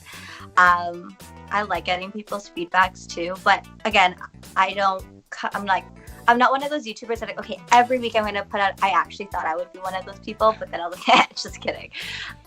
Post one every week. This is what I'm going to post about. but it's kind of been like, oh, okay, I haven't posted anything in a while. Maybe I should do something. Oh, I'm at Sephora. Let's buy a foundation. But then also starting up that new business with the chocolate bombs, because you both know I work in events and pageants and all of that thing. So with the pandemic being super busy and having all of these projects, having nothing to look forward to, it was like, oh, okay. But now having the chocolate bomb business, that's actually kept me more productive than anything. And knowing that my international pageant is now in 9 months, I'm like, ooh, I gotta get on that. So you'll see a lot more notifications coming from me very soon, you guys. Just be warned. I'll be popping onto your social medias more. Incredible. Yeah. I like that you've been creating stuff on YouTube, Regine. I'm glad that it. I mean, I guess a lot of people have been.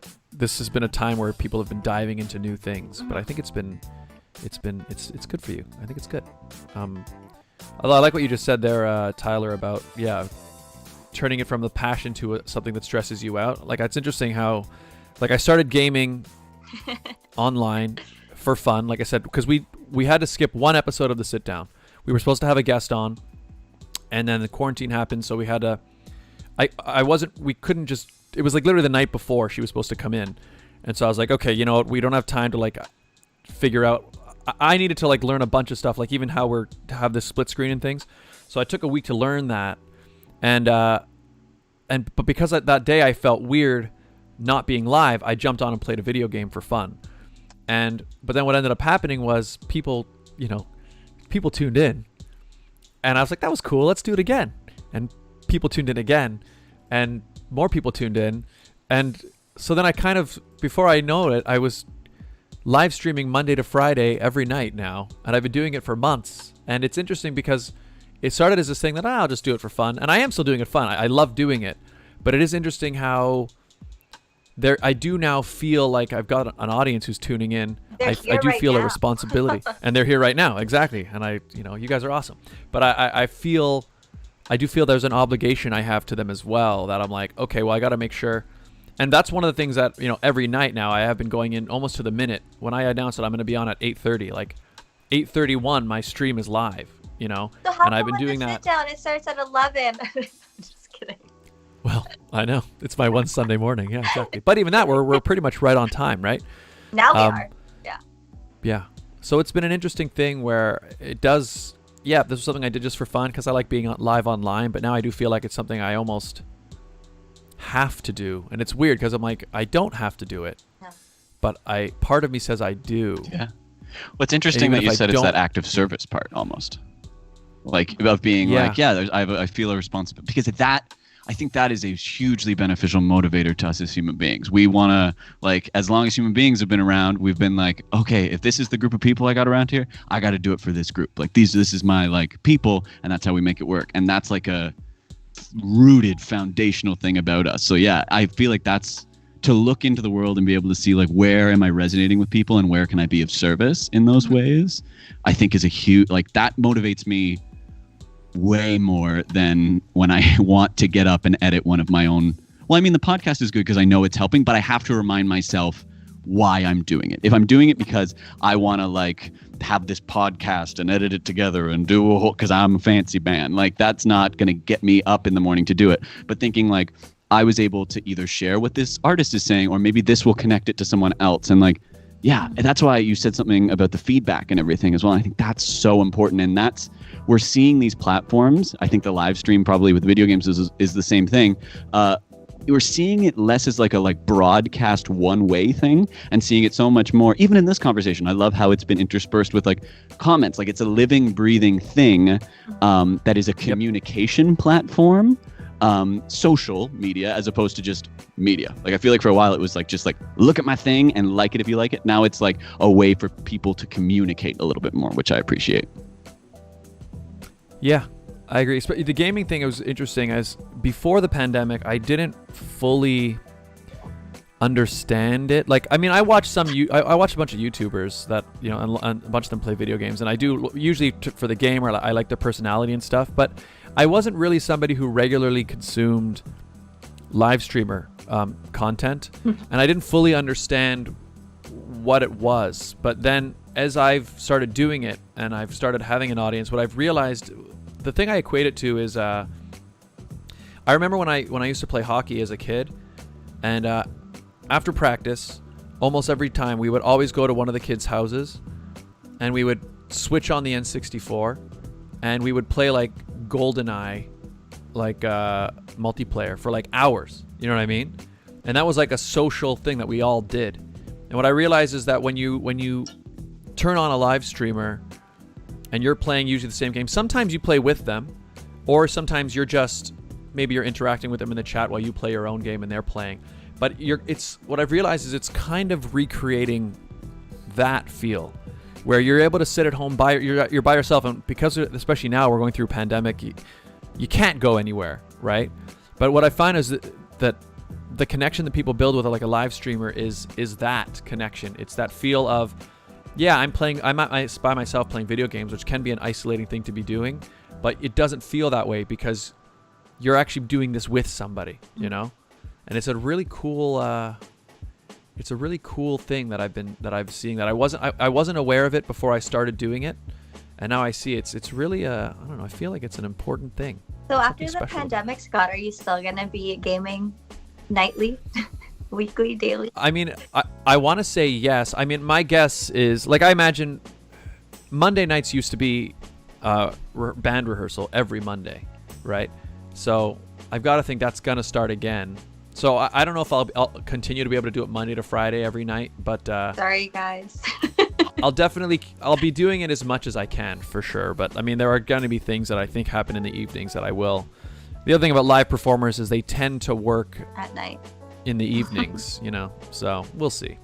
But it's been really cool anyway. I've loved it a lot. So yeah, I'd never thought of it about bringing it back to like the days of the basement, like afterwards, of connecting on that thing. I think it does speak really well to like that idea of doing something together, and I think that's what I've really like gleaned from this is like anything. Like if you're feeling, and it's how I've tried to like make connecting with people, like you can connect with people better over things, whether that's being on a podcast together or and I think it's also where I've tried to be more, like you said, kind of like open. And I feel like if I appreciate what you said earlier, but I don't know, I'm just trying to be an open person who wants to communicate with lots of people. But what I would say is like I'm pretty straight up about like what I like what I think, and like how I like feel about a thing. And like I also don't mind if people feel a different way. But when you're like that way about a thing and you put something out there that's like clear, people will respond to it because they know what you want out of them. And I think a live stream, or like when you've done that kind of thing,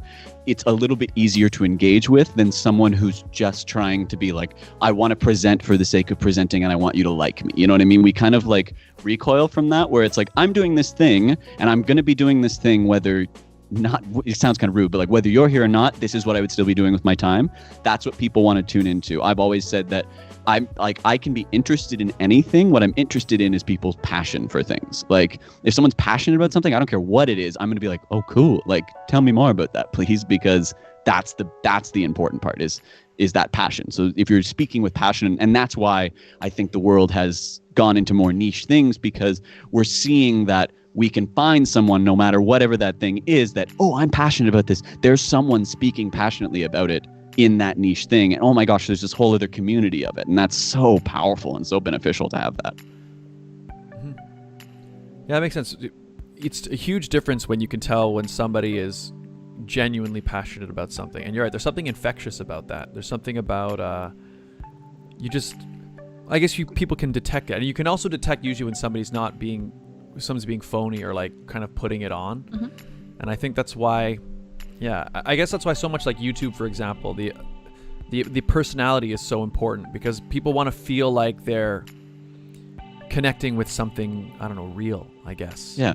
And hearing their part of the conversation, right? Whether it's a podcast or a live stream, if they're commenting or not, like, yeah, they're being like, what would I say to this? Or what am I saying to this? Like, what's my opinion on this? And I think what I love about podcasts is the fact that they're safe in the sense that you get to express and objectively see those thoughts and feel those feelings of what you would say without the vulnerability that comes with being in the conversation saying them. You know what I mean? Of being like, of having Yep. to say it for it to be voiced.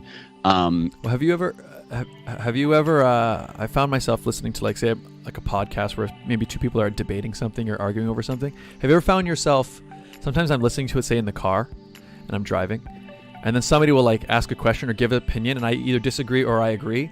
I'll find myself sometimes I'll pause the podcast and start like giving my own answer. I don't know if you've ever done that, where I'm like I'm thinking about, I'm trying, and I'm actually working it out myself, and like I'll find it just does that for me, where I'm like, I'm in their conversation, then I have to stop because I need to give my piece now because I want to like, I don't know, it really makes me think. And I don't know if you 100%. One of my favorite road trips of all time, I did with a friend of mine, Mike, and we were road tripping back from the East Coast, and we did the whole trip from PEI back to, like, it was kind of Kingston, but like near Toronto, like kind of similar vibe. Big old day, like I want to say like 15 hours or something. And we listened to an entire podcast series that was kind of talking about, it was about the Heaven's Gate like cult that happened in like California. They were the ones that all wore the same sneakers and like the purple robes that they like put on themselves. It's crazy story, great podcast if you want to check it out. But we would, and talk about that kind of open communication, like things, we would listen to it. And then if someone said something, we'd pause it and I'd be like, I have this thought and this feeling about this that I'm going to share and and just voice and like that's why I think journaling or talking or whatever it is, taking thoughts and clearly putting them onto a page or putting them onto audio, if it's like this, whatever it is, really clearly sorting through how you feel and what you think can be so beneficial. And that's why I think I think people are seeing that benefit no matter if it's a podcast or this that has millions of downloads or 12 downloads. Like, it's still doing that same thing. And that's what I've always said about the podcast. I would still be doing my podcast if no one was listening, because it's the conversations that I want to be having with people in the industry. I would still be trying to learn and have those conversations. Speaking of your podcast, where can people find it? And do you go on at the same time every week, or is it? No, so it's kind of, especially right now, it says weekly episodes. It's kind of scaled back a little bit only because with the size and the form of mine and the fact that like nothing's really there's lots happening. I shouldn't say nothing's happening, but like it's not like the industry is like booming and clipping along. A lot of people I feel are in that. And I think this is going to be a season for all of that in many industries of like, it's fall. Things are like receding into winter and like closing up for a while to like grow and figure out what we're going to do in the spring. And like, I think a lot of companies are doing that. A lot of actors, a lot of performers are doing that. So like, the last thing I would want is to ever be like to pry with people or feel like I'm creating, like we've talked about, content for the sake of creating content. So it's kind of moved a little bit more to like, either if I've got the opportunity to talk with an artist that otherwise wouldn't come up, I'm going to have that chat. So like I have a list of people that I want to be communicating. If they are doing something interesting, like right now, like I have a couple people, one who's like talking with like the city of Toronto, that'll be out in a little while, about how artists can be more involved in like beautifying and artistifying the city. Like how can we make creatives and artists more involved in like that as opposed to keeping them in the creative, just specific the creative sector. And then like the New Zealand thing, like I talked about. So really it's if something comes up that I'm like, my audience in this community would probably benefit from this, or it really, like I said, going back to it, if I'm gonna have this conversation anyways, then I'll put it out. And that's kind of where it's at right now. And it's on all the platforms, the Apple, the Google, the Spotify, yeah, it's not on the YouTube. We've moved to, I do have a YouTube page and it'll have the links and stuff, but yeah, it's all there. Instagram, you can find everything in our bio. Let's Grab Coffee podcast. Get on there and add it to your playlist. Yeah, there you go. Check it out. People will get notified as soon as it's on, as soon as you put up new episodes. Yeah, and I always tell people like it's like a buffet of a podcast. Like take what you want and like leave the rest. Like read through the description. If it's an artist that you think would be interesting, check it out. If not, like that's totally cool too. That's awesome. Yeah. Wonderful. Well, I think wow, we're over 2 hours. I think this was a good length. I felt really nice. Yeah, I appreciate it. It was really nice to see you again and to meet you, Scott. Like we haven't, that's always fun too when we get to like, whenever I get to do a podcast or something like this where I've never met the person before, and it's just like, we got to know each other today. It's beautiful. Yes, you did. Yeah. Yeah. It's a very special, and it is. I think I like what you said. How whether people were watching or not, you'd still do it. I'm the same because I look forward to this Sunday morning every single week because. Same. well, again, it's like Regine was saying, it's the social, it's a social hour, but it's just a genuinely like, it's just so nice. Just wake up, pour myself a warm drink, and just sit down and like just chat. Yeah. You know. Well, yeah, I mean, we've been doing this for 2 weeks, and I wasn't able to jump on the call. I was like, this sucks. Yeah. So I feel like because exactly. I've been doing it for so long, that it's kind of been embedded into my life. Like every Sunday has to be the sit down. If there's no sit down, it's weird. Yeah. That It's power part of our momentum, routine. It's- for sure.